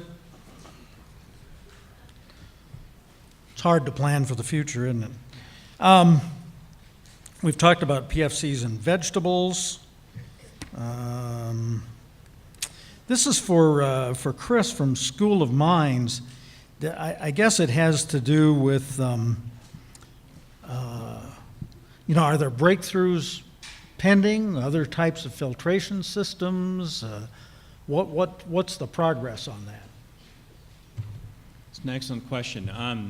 This is a very active area of research in the scientific and engineering community. And there are literally millions of dollars being spent right now by scientists and engineers all over the country to try and develop better treatment technologies that are more robust and don't just remove the compounds from water, but actually degrade them. As I mentioned, carbon-fluorine bond is really strong, so you have to use a lot of energy typically to degrade these compounds, and that's why it's very difficult. And that's why there are a number of universities, Colorado School of Mines being one of them, and a lot of other places around the country who are studying and working on this. I can't say there are any pending breakthroughs, but we certainly have a lot of people, a lot of really smart people trying to figure this out. Okay, at this point, we would like to invite those of you who did not get a chance to write the cards down, still have additional questions. If you'd like to come up and take position at the microphone, let's try to not stack up maybe more than 3 or 4 at a time. I think that would be a good number to make sure that we don't wind up with people standing in the aisles too long. So let's start here to my left. What is your question, please?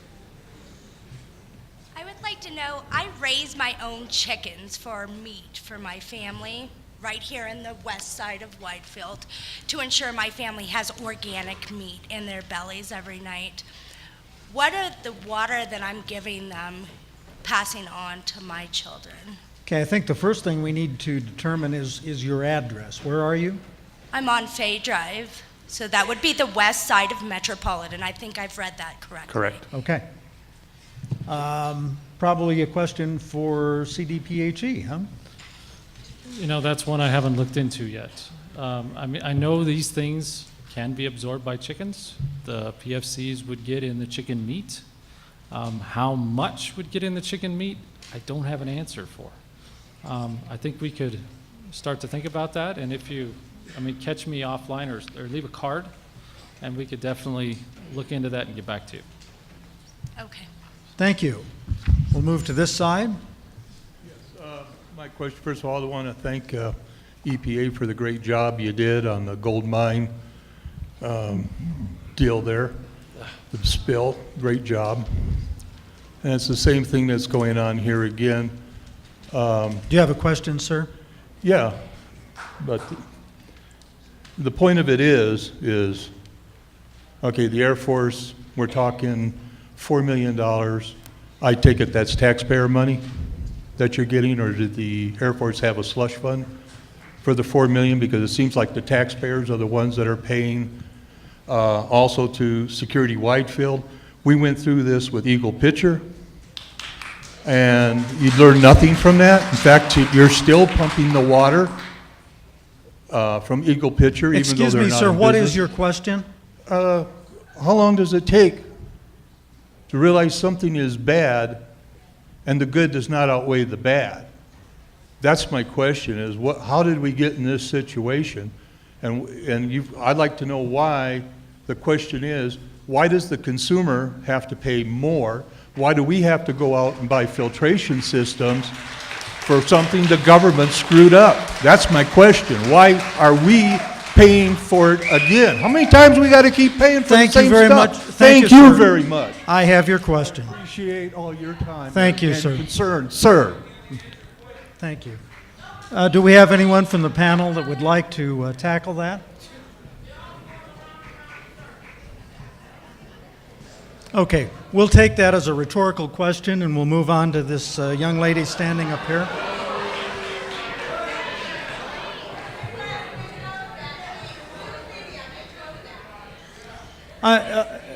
I'm sorry, I'm not able to hear things being shouted out. If we could go to the young lady at this microphone, please. Oh, I'd be happy to take this microphone, sure. Thank you. I apologize. So I do have a document if anybody cares to come and look. But it has been, sorry, and notated that about the birth weight, and I did contact the very wonderful Colorado Department of Public Health and Environment. I contacted them numerous times to get statistical information, specifically for security in Whitefield, specifically since 1975. I have been digging into this information, and I have found low birth weights in our babies. And I have the number of births in security. And if you go back to the census data for last year, the most amount of people that lived in security were 25 to 44, which are the people of birth-giving years. So my question to you is, you guys are all saying, everybody I've heard speaking of low birth and the number of babies that are not being born, you're all saying it's not directly related to PFCs, but everything I'm seeing is seeing that Security Whitefield is the only city directly related to having low babies. 2015, we had 18 babies born in security. In 2014, we had 8 babies. And And in 1970, we were having thousands. Sorry, average in the hundreds. It's primarily when it went down over the years. So we're trying to find out. It really took a dip. And I'm just asking for somebody to research the information. So, And if you want to take a look, No, we'd be it's happy to. information that I have. And I got it from Look, the can we- Colorado Department of Public Health and Environment. Thank you. So we would be happy to take a look at that. And we'd be happy to look closer at any particular area that somebody wants us to look at. What we did, and I mean, what I showed you earlier is that we did a report where we looked at the whole area, Security, Widefield, and Fountain, and compared that to the rest of El Paso County. No. And what I'm saying is. Excuse me, what- let the doctor reply, What I'm please. saying is, we looked at that, and we looked at births from the years 2010 to 2014. We didn't go back that far, but we did not see a statistical difference between the number of low birth weights in those areas compared to the rest of El Paso County. You know, if we looked at a different geography, we might get a different answer. So, I mean, we'd be happy to look at that, and I'd be happy to talk offline with this, about this as well. So, be happy. Okay, let's move this on then to our next question. We're Ben, just let it go.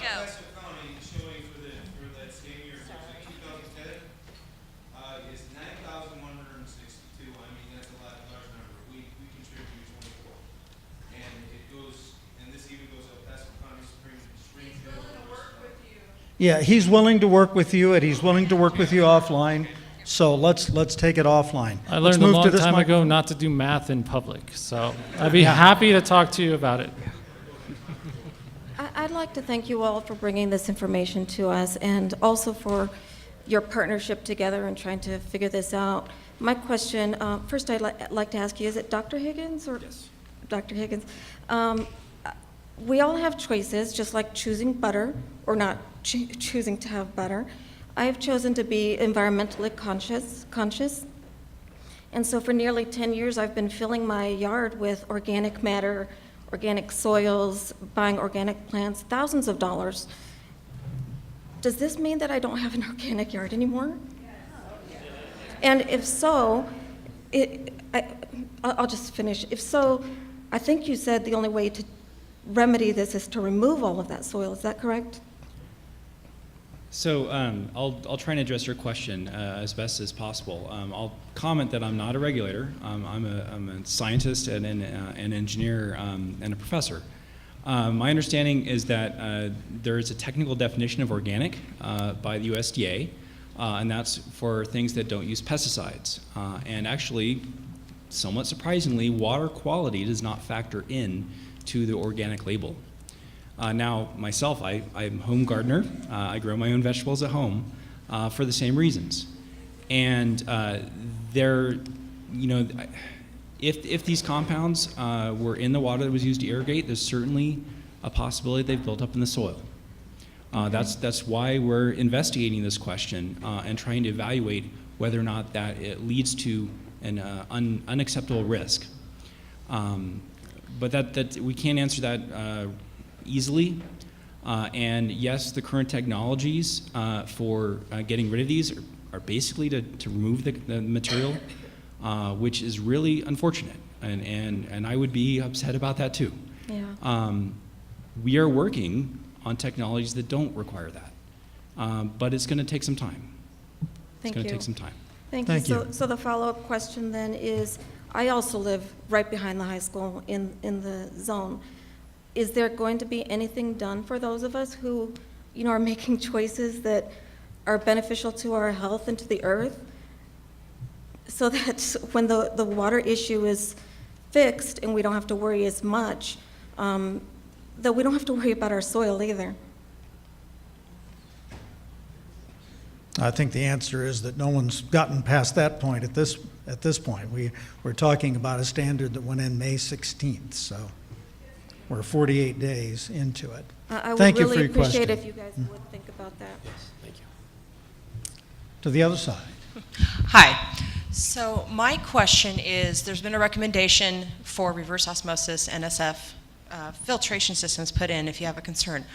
What about those schools that are in those areas that are budget strapped? I mean, my school district's $58 million in debt, and I want to know what can be done to ensure that the water my son consumes and my preschool daughter consumes is safe. So is there something going to be done to support support the schools who need filtration put into their area, so in order for the kids to be safe, because those are public schools. They're not private homes like the rest of us. So is there something going to be done for them? And I guess I might address this question to the Air Force, because you're the ones that are providing that lovely grant to help support the cleanups and help to improve the filtration system. So is something going to be done for the schools? So she's asking you guys first. Yeah, I'm asking, anybody can answer the question. Department of Health can answer, the water people can answer, but. Well, I'll begin if it's okay. I'm Suzanne Bilbrand with the Air Force Civil Engineer Center, so I appreciate your question, and we actually discussed that yesterday. So our big interaction right now is with the public water supplies for the 3 areas, and that emergency mitigation money that we've got. We're looking at those 3 areas and providing some emergency mitigation measures to them and the granulated activated carbon. We also looked at working through the county on those systems that we talked about earlier, the small private systems or the private wells, and we talked about the timing of the schools opening. We've also talked about alternative water. So until the investigation is completed and we can find the source, we're leaning forward to make sure that we provide that interim solution. So I think the schools have a piece of that interim solution, certainly. We're not a rich district, though. We can't afford to be putting a bunch of stuff, filtering systems on our schools. Thank you. Right, and that's not what I'm saying. So we would work with the water system. So maybe you want to address that as well. The schools that are in water system supplied areas, that's who we would work through, because they are your purveyor of your water system. Only in those instances where you don't have a water purveyor would we deal directly with them. So just so I can clarify and understand what you are saying, you're saying that you're going to work with the suppliers who provide water to those schools to ensure that that water is safe for the kids to consume? Yes. Okay. Thank you. Yes, ma'am. Commissioner Heisey.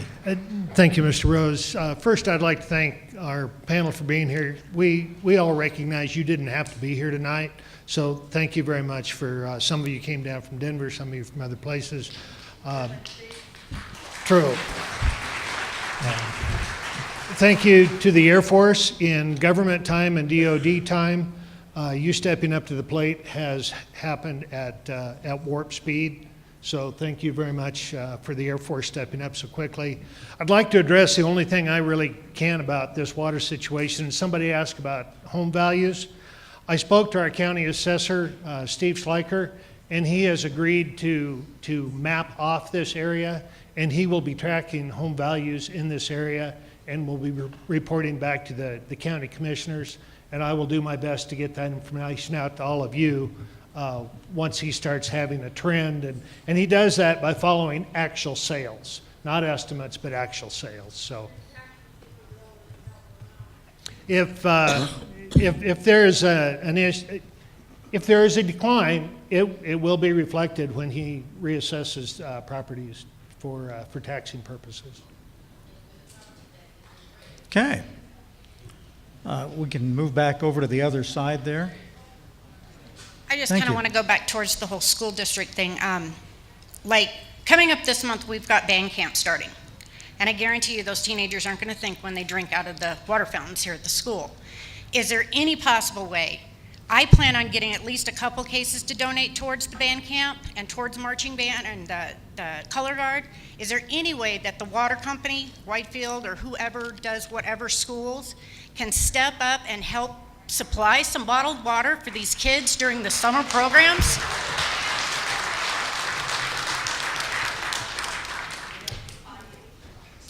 As for Widefield, the best thing that we can do is work with the Air Force to control the source, to get that controlled as soon as possible. And our other immediate plan is to provide free water to those on the west side to come and fill those bottles up free of charge. So if your child goes to a school on the west side, I'm talking right here at Mesa Ridge. I understand. And then the Yeah. other thing that would be a good I idea is, don't mind buying some extra bottled water for everybody, but this is the point I'm trying to bring across, is these kids are out in the heat, football season's gonna start. Yeah, soccer season's already going. And, you know, I'm already providing the bottled water at home for my ducks, my chickens, my dogs, my kids, my grandkids who live in security where they're in zone 1. And my daughter can't afford to buy a whole bunch of bottled water, so I am supplying bottled water to that house too. I will be glad to step up and help a little bit with marching band and all the football team and all of that. But is there any way other people can step up and help with these summer programs until the water at the schools is deemed safe? It's simple. We're just asking for help.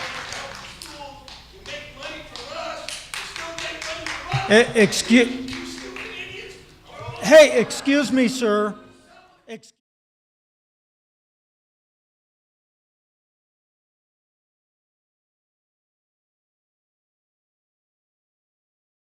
Sir, we're going to maintain a civil tone in this meeting. Let me try to answer the question Yes. from Security Water District's standpoint. We're trying to solve the issue as quickly as possible for everybody. We understand the school's concern, but we're somewhat like a school district. Our funds, the only funds that we receive are what you pay in rates, and those rates are based on cost of service. So we go through a rate study. They look at our cost to supply water to you, and then the rates are based on that. We have not, this is so new that we have not incorporated additional costs into a rate study. So we don't, well, let me finish, please. Let me finish, please. So if we provide an additional service to any customers, we have to recapture that in rates. So if we provide bottled water, we have to charge people for that. There's no other way to do it. So I'll just go to Sam's and see if I can get Sam's Club to donate water to the summer programs. God. She's talking about the young kids. It's our children. Us older people, it's no big deal.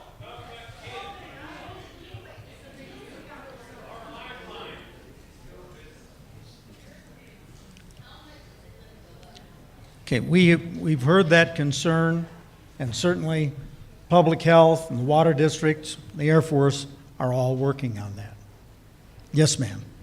Actually, I just have a real quick question for Widefield Water. I got here just a few minutes after the meeting started, and I went to find a table where I could get some information, because I'm supposed to take some information to a couple families, couldn't make it. And there's no Widefield Water table out there to give me any information. yeah, so all of the materials that we brought, you gotta realize there's 550 people. We brought some materials. They were all taken, but we'd be happy to provide anything for you if you contact us at our main office. You can also go to our webpage. Anything that we would have had on that we had on that table is available on our webpage. Okay, so what you gave out here today, then I've already viewed on your webpage. Correct. Okay, It's thank basically you. explaining what we're doing to mitigate this through our manifold systems and our capital improvement projects and our free water filling station that we hope to have done in a month. Right, in a month. I understand that. Thank you. Yep. Thank you. Yes, ma'am. Why have you not given information out to residents about the hexavalent chromium and 1,4-dioxane and other contaminants in the water? You haven't said anything about it. It's only been PFCs. You haven't told anybody there's chromium-6 in the water that they're drinking, that they've been drinking for who knows how long. 1,4-dioxane, which can be just as bad as PFCs. So why are you not giving out that information? The information is available in our consumer confidence report, just like the PFCs. That just came out. Correct. So Right. as required, public water systems, as required by the EPA, are required to let our consumers know what it is we sample for, what the levels were, and that is due by June 30th every year. So for 2015, it is due by June 30th of... But these tests were done in 2014. The last Correct. tests were taken in August of 2014. So why wasn't it in because the 2015? results didn't come back until early 2015. They were online through the EPA in 2014. Okay. So why didn't you guys tell everybody that this stuff was in the water? You wait till now, when it came out in the news. Well, no, we were required to do it by June 30th of 2015. Okay, well, and Well- we're now in 2016. So Cor- just saying, there is chromium-6 in our water. Right, there's There's yes. 1,4-dioxane. Yeah, this is one contaminant of many unregulated contaminants. Yes, sir. Okay. I guess I'm just going to recap a few things. They may seem a little simple, but I just want to make sure I got it straight. So our water has a health advisory. We don't know how long it's been around, and we don't know the source. What I do know and what I may have heard is that it is a compound that from stuff that we use every day, or we choose to use every day. Is this correct? Okay. And I guess my question is can we ourselves as residents choose to use different items? Will this make a bigger impact on our community? I guess CDPHE will start with that. I Like just want to talk to Scotch Guard, silly stuff like It's a that. good question. So your first statements were correct. I think areas around the country where they manufactured Scotch Guard and they manufactured Teflon, those are areas, and that's not Colorado, but those are areas in Minnesota and other places where they've seen the groundwater contaminated with some of these chemicals. Okay. We don't know exactly the sources that cause the contamination in the wide field aquifer. So any of your changing your daily usage of any products isn't going to change the exposure you're receiving through the drinking water. For what's in there For what's right already now. in the drinking water. But it I don't may know make about- a difference later. Mike would have other stuff to say about. But, I mean, we've been focused very much on drinking water exposures tonight. That's been the subject. Yeah, exactly. Most people's higher exposure to these chemicals are through these household products that you're talking about. Okay. So making those choices to use different products will reduce your overall exposure to these chemicals. I get you. Cool. Thank you.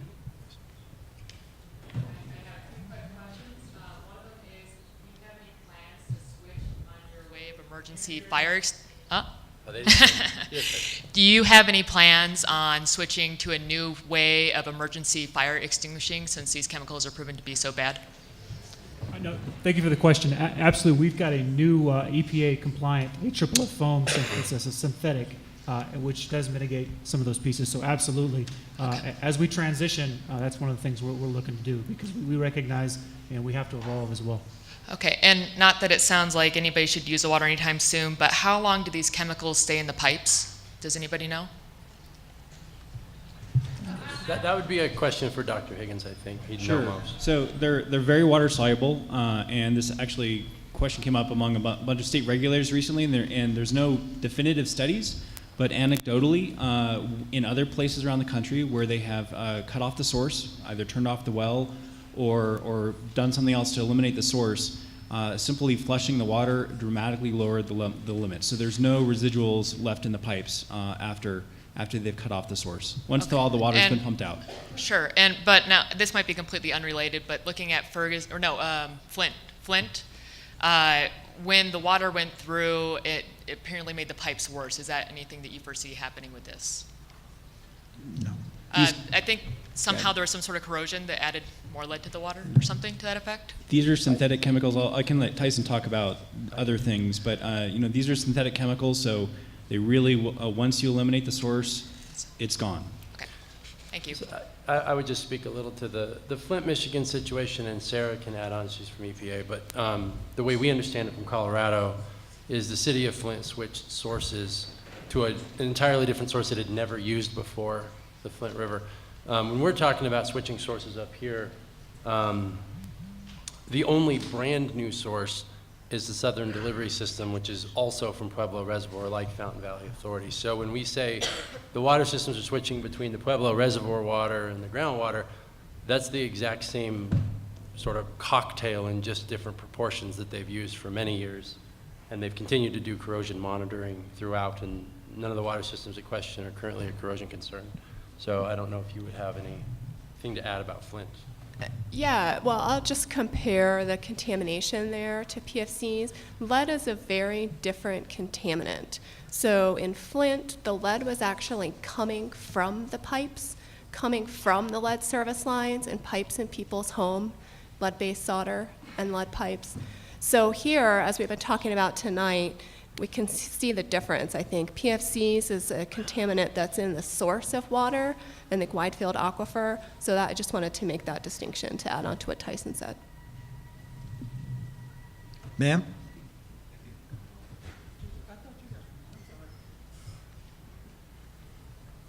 Hi.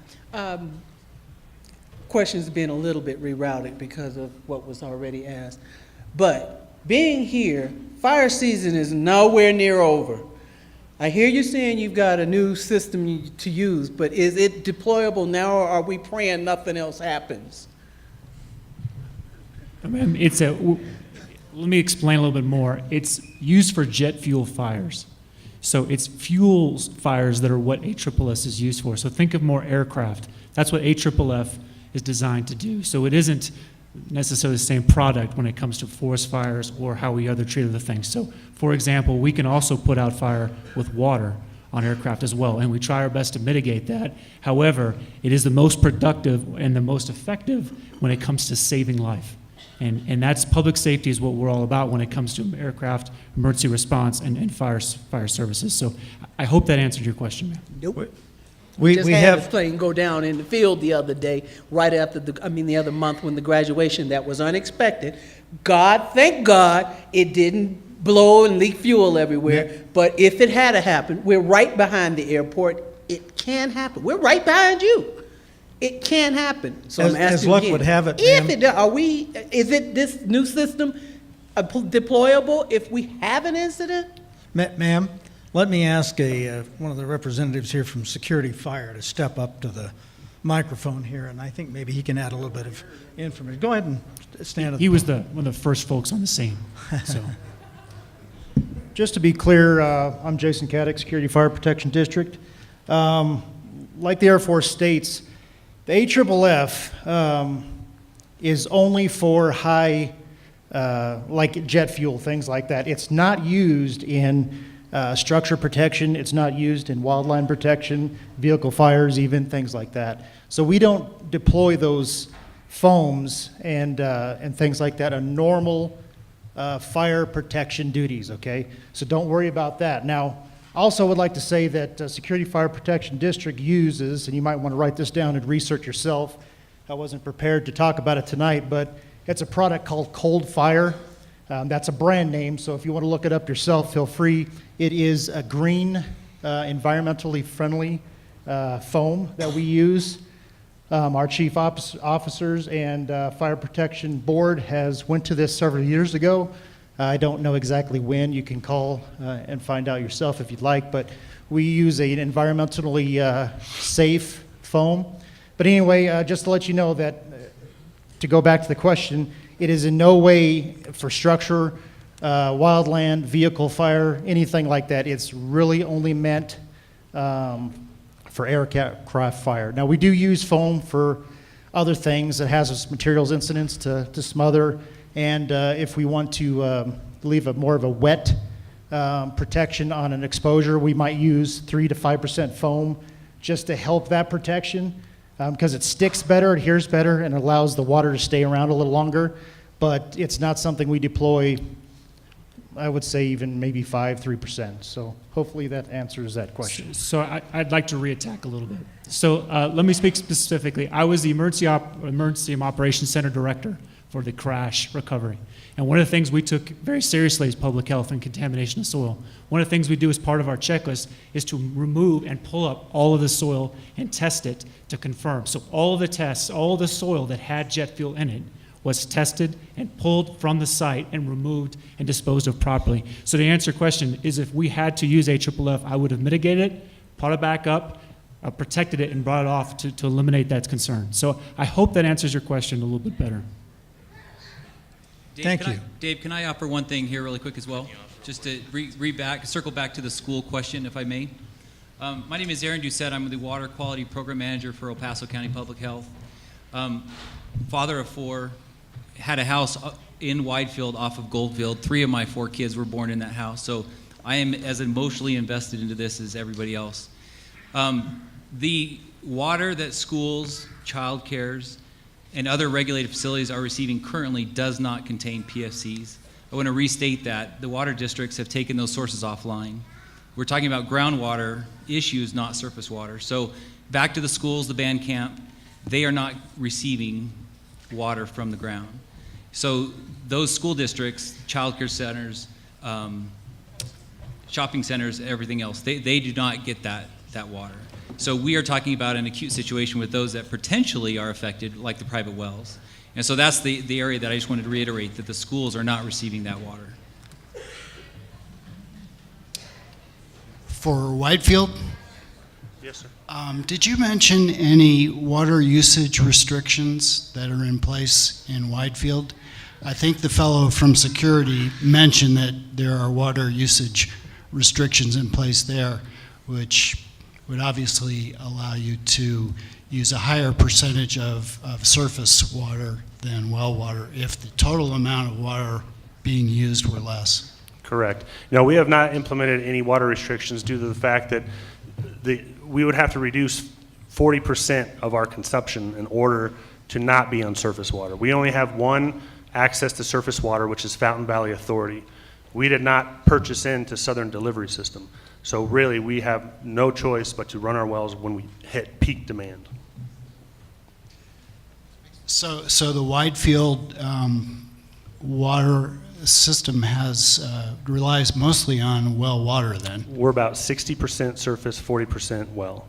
Which makes sense for why the CFCs would be so much higher in Whitefield than the other districts? PFCs, and they're not PFCs, so much higher. That's just, we have areas that are more affected because we haven't been able to initiate those blending vaults that I was talking to you about. Okay. We haven't been readily available to flip the switch on that.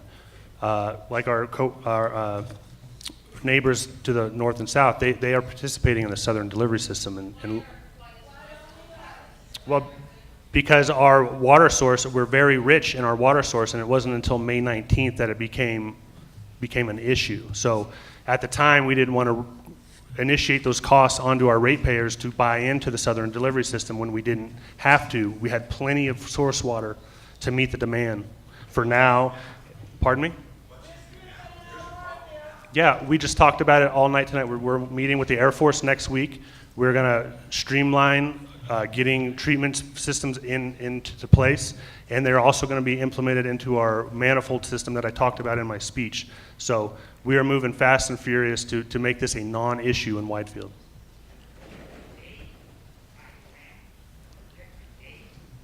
Pardon me? Excuse me, we're going to have questions from the microphone. The rest of the audience cannot hear questions shouted, and we will not accept questions shouted from the audience. Ma'am, go ahead. So we have a family of 4 and we have pets. Bottled water is expensive. And with the kids starting school, if that system isn't in place for the kids and their water and security, we live in security, and they're not willing to provide bottled water for us for free, but they want to raise our rates. Is the Air Force going to provide grants or help for families to get a reverse osmosis system put in their home?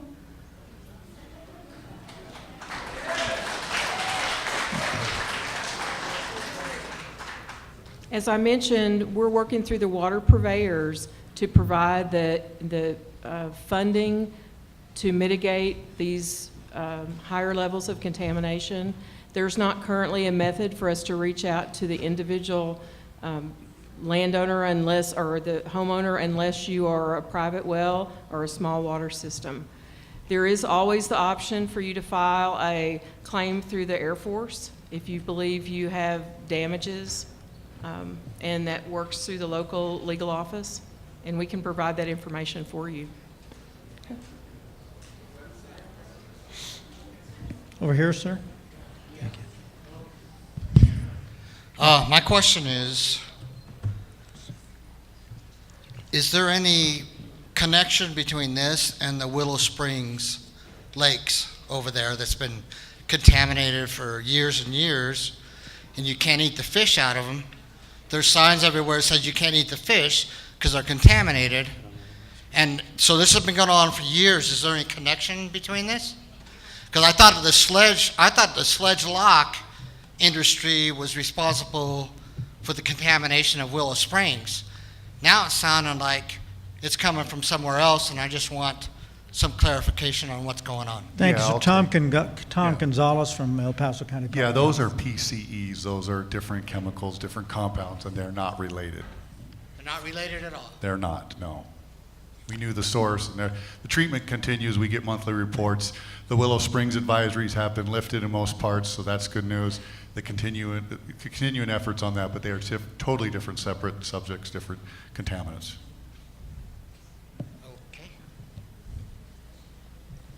Sir? Yeah, I had looked a couple weeks ago on the resources online, and there was a little blurb about not using contaminated water in vaporizers. I run a swamp cooler. A significant part of the valley does. And would also kind of play into shower steam as well. What is the risk factor there? Because we're breathing it in.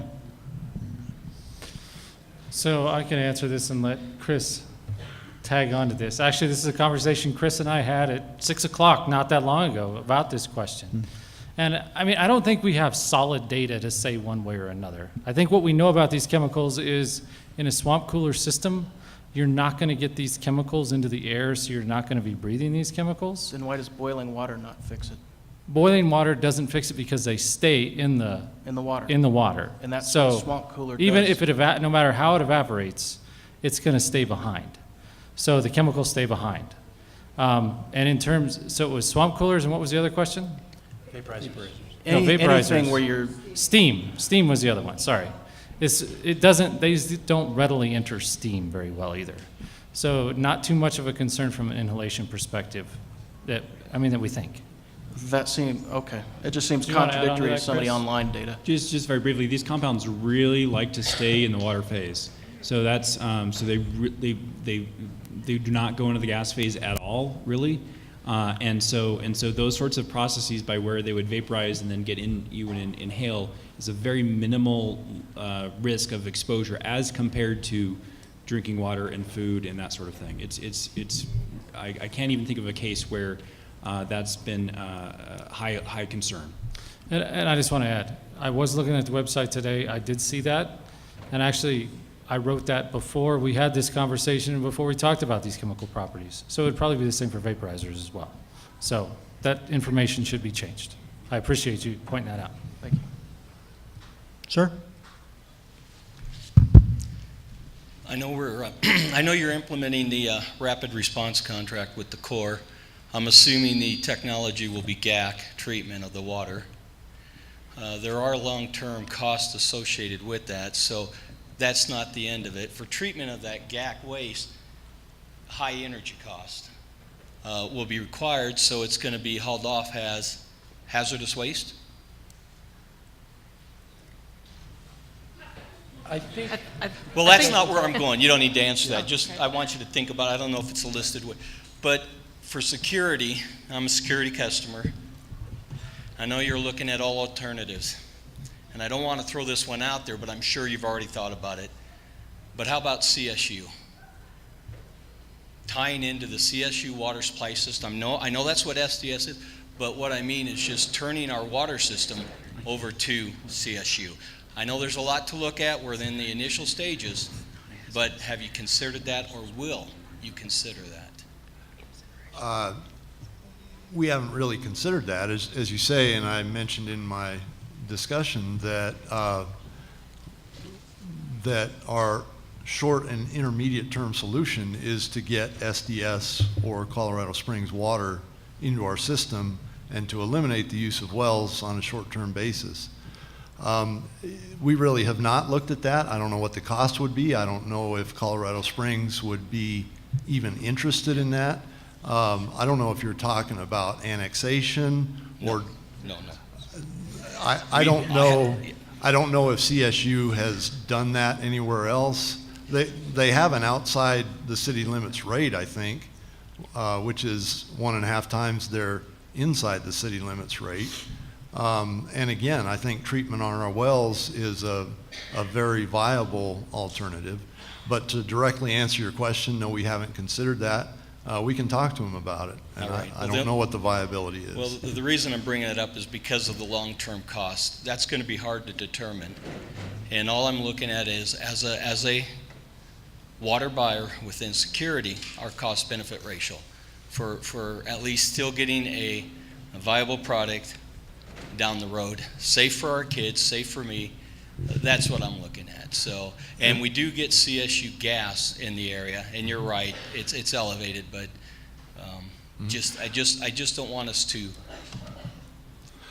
leave that one out of the equation to solve this problem. I think most people know, though, that, and this is not a comparison to water quality, because certainly that's the primary issue, and protecting public health is the primary issue. But people that live in security have enjoyed the lowest rates in the region for decades, forever. In fact, a couple of years ago, when Colorado Springs had their surcharge on their highest rate during the drought, our highest rate was lower than their lowest rate, and their highest rate was 6 times higher than our highest rate. So I don't know how the dollars would work out for our customers, but it's as you say, we're looking at all alternatives, and that's something we can take a look at. And with regards to rates, that's understandable, but with SDS going online, that really affects it. It's designed for I am not a CSU employee, okay? But it's designed for 50 years out, so with regards to the amount they would absorb, I just want to make sure that we're looking at that, because I've been here 21 years. I don't plan to move. Thank you, sir. I think we All right. need to move Thank you. on with some of the other folks here. If we can Sir. move to this side. Sir, if I could add also, my name is Daniel Medina with the Air Force Civil Engineer Center. And I want to just go back and address the question you had regarding the granular activated carbon and the long-term costs associated with that. And so one of the things that we're looking at is obviously not to create another problem for the future when we get rid of spent carbon in these filtration systems. So one of the option that we're going with right now, as far as the Air Force is concerned, is incinerating, as part of the disposal process, incinerating things that contain like AFFF, disposing of it that way. And in this case, we would look at carbon as a waste stream, that's got the PFCs, look at disposing of it in similar fashion through incineration. Now, that's something that we're going to look at both from a short-term and long-term, because we understand, that can be just as expensive, and certainly the costs associated with operating systems for a long period of time, creating a waste stream and how to dispose of it. So, again, we really do not want to cause that to be a problem in the future. We don't want that PFC just going off somewhere else. So we want to look at that, and that's where we're going to work with the water purveyors to make sure that we handle that properly. But part of that also too is looking at the costs associated with it, so we can make sure that we're first and foremost protective human health and the environment, but more importantly, be good stewards of our funding and making sure that we take care of this properly. So, thank you. Thank you.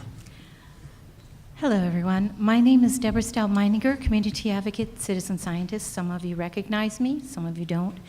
What I'm wondering is why the F word has not been brought out in any media. And I'm talking about fracking wastewater that has been a concern out east, and we've been trying to track exactly where it goes.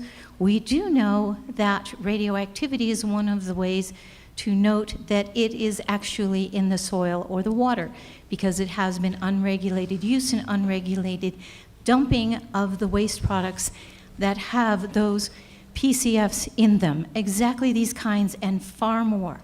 And yet not one media coverage has mentioned that. In this research is Ma'am, online. I don't think It's been these folks listed. control media coverage at all. No. Do you have a question that they could answer? Yes, why has no one on this board, including the Board of Health that it's been brought up to, including the county, including everyone, brought up any of that as a concern to be looked into and tested? Because that has been an unregulated use of exactly those kind of chemicals, and they have not stopped using them because they're not regulated to not use them. And this is, we're talking all the way up through 2015. Thank And you. We have your so question. Does question. anyone wish to Sure. have a question? Chris. I actually do study those chemicals that are used in hydraulic fracturing, and I can tell you that none of these chemicals in all the samples we've analyzed for are present in those materials. So the chemicals that are used in hydraulic fracturing are very different, and I understand your concerns about that technology, but that's not the subject of tonight, and those are certainly not likely sources. In fact, I've yet to see any indication there's any possibility of that being a source for these chemicals here in this situation. Private Thank you. people having testing has shown otherwise. I'm sorry, we won't have an exchange. If we can move on to the question on this side. My name is Joseph Paraya, and I thank you everyone for taking the time to listen to the little question that we got. I speak Spanish, so I will try to speak in English the best I can, okay? I see everybody using expertise. I don't know why is something going wrong here, but what I say that the... Sir, if you're more comfortable in speaking in Spanish, we do have a Spanish... No. Okay. I'm okay. My question is, please don't laugh, okay? This is very serious, okay? My question, why we don't have a facility that will analyze the water here in Colorado? Colorado is a rich state. We got all the military people here, okay? And the utility, I know, is a powerful corporation that make millions. I have been here 27 years, and I calculate how much water I pay for you guys. I pay like $29,000 just in water. I'm not talking about electricity, gas, nothing.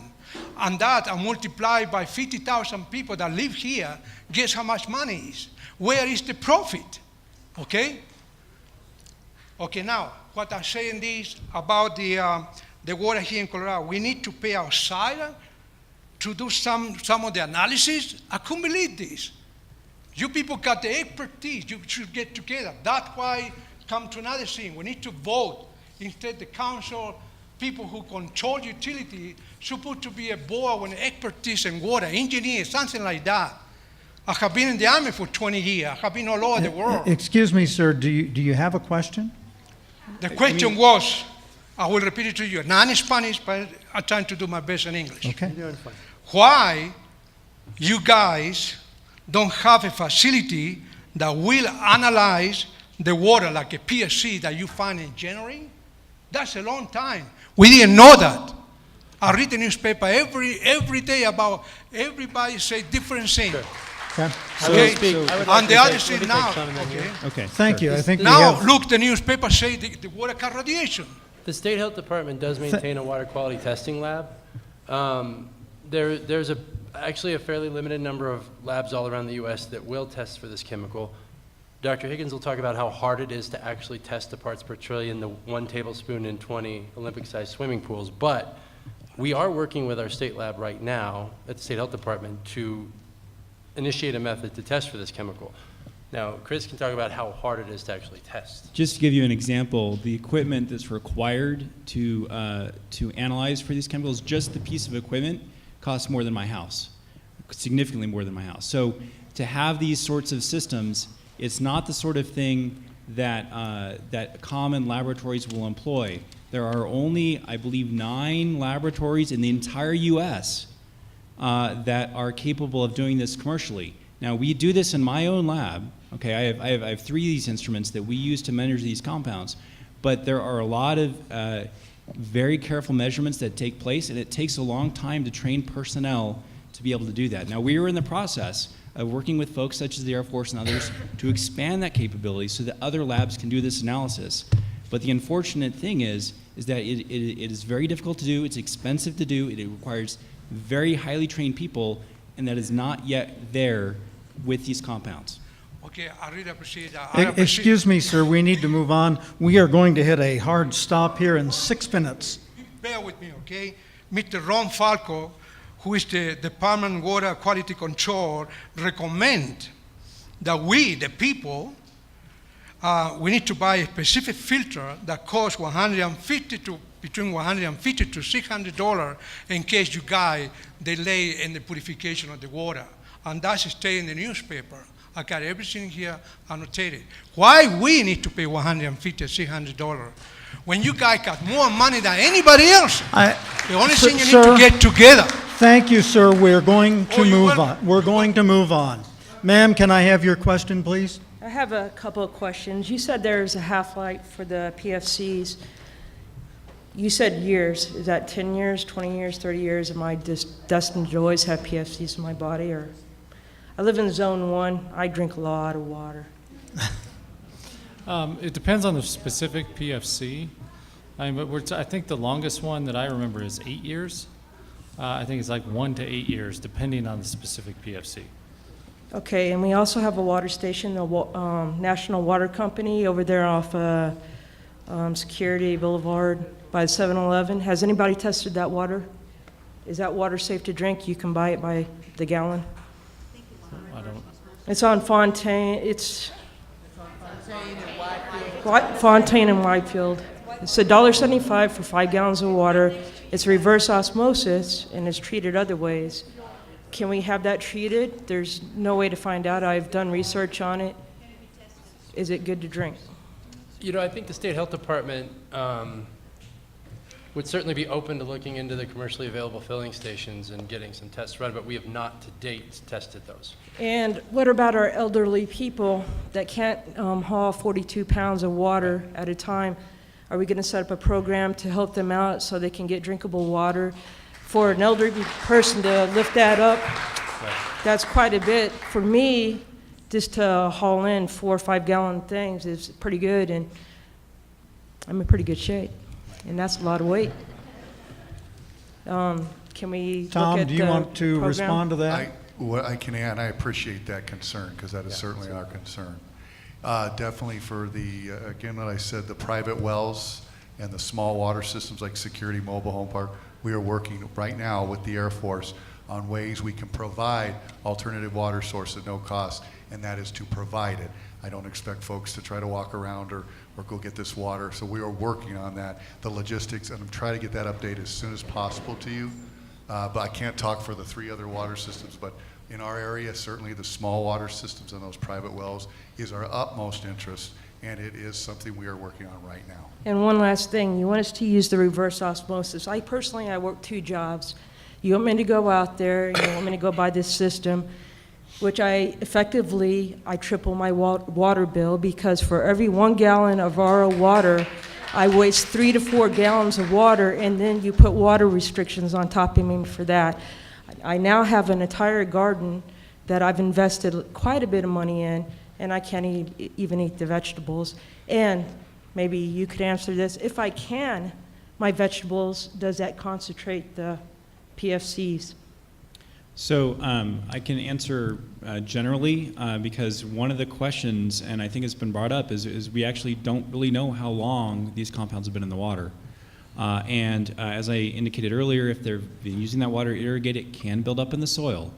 Now, the good news is that the compounds that we are most concerned about here, PFOS and PFOA, are less likely than a lot of the other compounds to accumulate in the crops and in your produce, but they still have some potential. And so that's why we're actively looking at this. I sent a student down 2 weeks ago tomorrow to do some sampling so that we could do that analysis and figure out to what extent the soil concentrations are. But we don't have the answer to that right now, unfortunately. All right, and I'll let other people, but one more thing. The swamp cooler, you said that it loves water. So my swamp cooler puts out humidity water, and then you said, well, it stays with the water. Well, when my swamp cooler is empty, there is no water, so where did they magically go to? Did a unicorn come through, swoop them, and take them away? Or did we breathe them in? So I would like I know you guys don't know the answer to that, but a little bit of research, because there's a lot of swamp cooler use down here in this area. And mine's a portable one, so portable and the roof-mounted ones are the bigger ones. Would be nice to find out the answer to that. If I can speculate, and this is pure speculation because we haven't tested it, I would assume that there's a high concentration, if these compounds are in the water, in whatever pan, the evaporation pan. So it's gonna stay there. And so that's what we would probably do, is we'd go take a sample from that pan and test to see what's there versus what was going into the swamp cooler. It's a great question, though. It's a great research question. All right, thank you. Excuse me, we're not going to entertain questions shouted out from the audience. We can go to ma'am over here in the green. Hi. To answer your question, the National Water Company, those folks that own that little booth, leasing the property from the Watsons, I contacted, they live out in Simla, and I was told they have not tested it yet. So, but anyway. Can I ask you a quick question, clarifying question? What's the source of the water then? Because It's we're national, doing the private it's wells. called the National Water Company, and they lease the real estate from Mark Watson. They get the Whitefield water, but the booth, they can move. And I So- contacted the gentleman and asked him, he lives in Simla, he has someone that lives on Judson who services it, okay, and I asked, have you had the water tested? And he said, no, why? I have reverse osmosis. And I said, you know, as a consumer, you're making money on us. You may be a small corporation, but we're being fleeced. You know, I like to have it tested, and if you have it tested and you can put that on there, I will buy your water. But that was to her. Yeah, I think it's right next to Whitefield. It's right next to Whitefield, to their office, by the 7-Eleven. Right. So I guess what I was asking to clarify is if it's city water, the source is It's Whitefield water. Whitefield He water, gets his water from Whitefield. Then that water is being tested in intervals. It's not untested water at that source. So Whitefield is monitoring their sources, and that's what Brandon had alluded to, is that they're addressing that. So it is monitored and known, just not directly at that tap. Well, if you then will. why can't the gentleman put up a sign and say, hey, great water, come and buy? Anyway, I don't but think that we can- wasn't my question. I don't think we can answer that question. We have My time for. question is, nobody has really, we are what we eat and we are what we drink. But our investments here, our homes, our gardens, our animals, but mainly our real estate, okay? DORA, which is the Real Estate Commission, not the Pikes Peak Board of Realtors, regulates our contracts in the state of Colorado. Each seller in this state must provide a seller's disclosure. What is your question, ma'am? In the seller's disclosure, we have to disclose about the contamination of the water. How are we handling our real estate? Who will help us with that? We have a lot of soldiers here that are moving in and out. Okay, they're being transferred. Are their houses being just left empty, and we have foreclosure heaven going on then here as well? And the water issue, because lead-based paint has to be disclosed.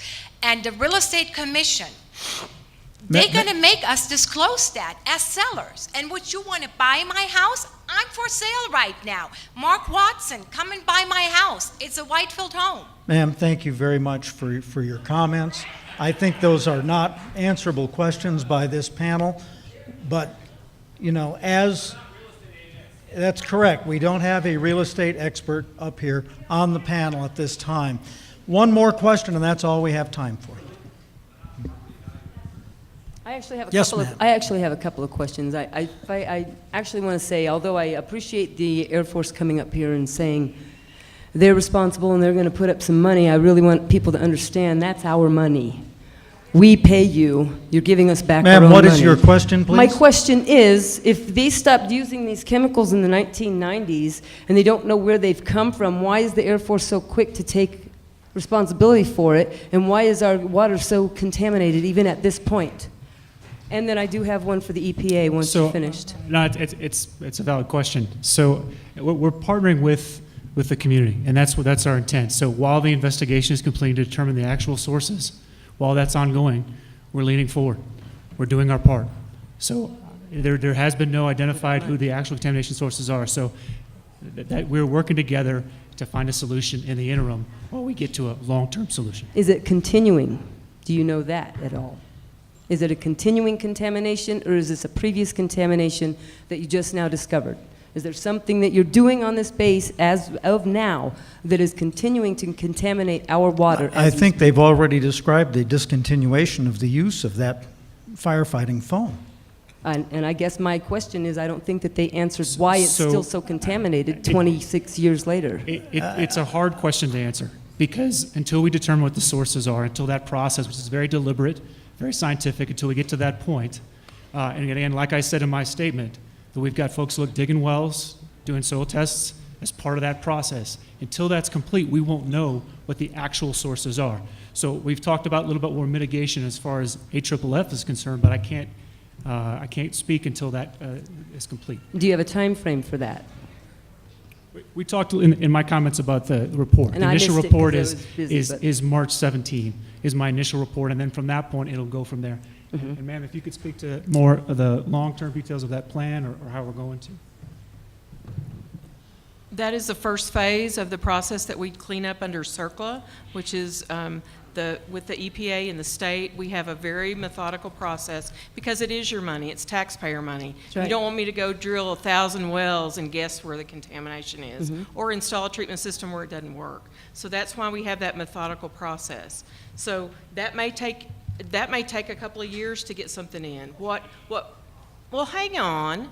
What we were talking about all night was this interim mitigation that we think we can get installed within 90 to 120 days to address the immediate actions with the water systems leaning forward. These guys have been working hard to address that with you before we even came in with this. And if we hadn't leaned forward and we hadn't worked with the community and the EPA and the CDPHE, we would be years.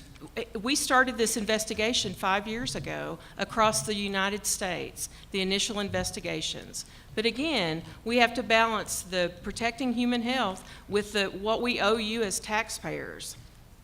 And so, We owe you the science that is spending the money in the right place.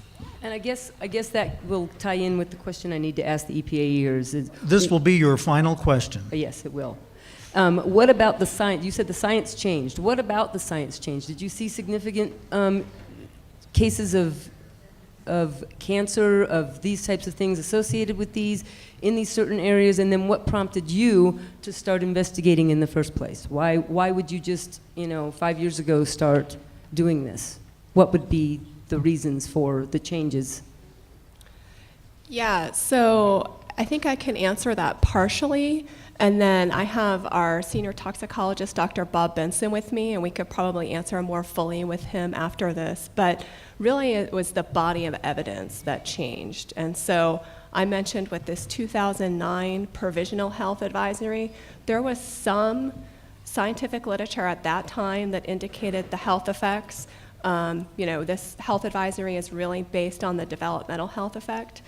And that was evident at that time, but there's more research, more papers that have come out, and so there's a more clear indication of that, which is what caused us to look back at the health advisory and evaluate it again.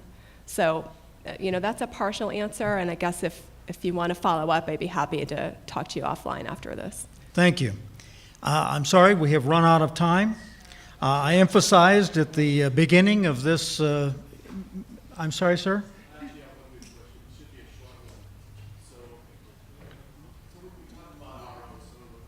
The best remedy today, short term. So can Security Water possibly work with the big box stores to get some kind of discount? Because I live around a lot of retired folks that are on limited income. And for them to spend $300-400 on an RO system is pretty expensive. So is there any way, I'm just asking you, consider working with the big box stores and work maybe some kind of discount to help those folks? Because that's short term. No, I think it's a fair question. We're not, and just to be clear, the state is just saying that's the only type of at-home treatment that we would feel comfortable saying will certainly remove it. I think it's a fair question, and I do think all options are on the table, like Tom had indicated, in terms of we don't want folks who can't lift 47 pounds hauling big containers around. We don't want, so partnering with other business partners in the community to try and come up with solutions is a valid We're looking suggestion. at everything, absolutely. Yes, and I I think appreciate that. all and every is the answer. And again, thank you so much for coming tonight. I want to emphasize that we promised this evening that we would compile questions, and they will in fact be compiled and answers provided on ElPasoCountyHealth.org. I want to thank our panel for being here tonight. You folks have endured some pretty tough questioning, and we do appreciate the time and commitment. And all of you in the audience, we want to appreciate you as well for coming down to get the real information on this situation.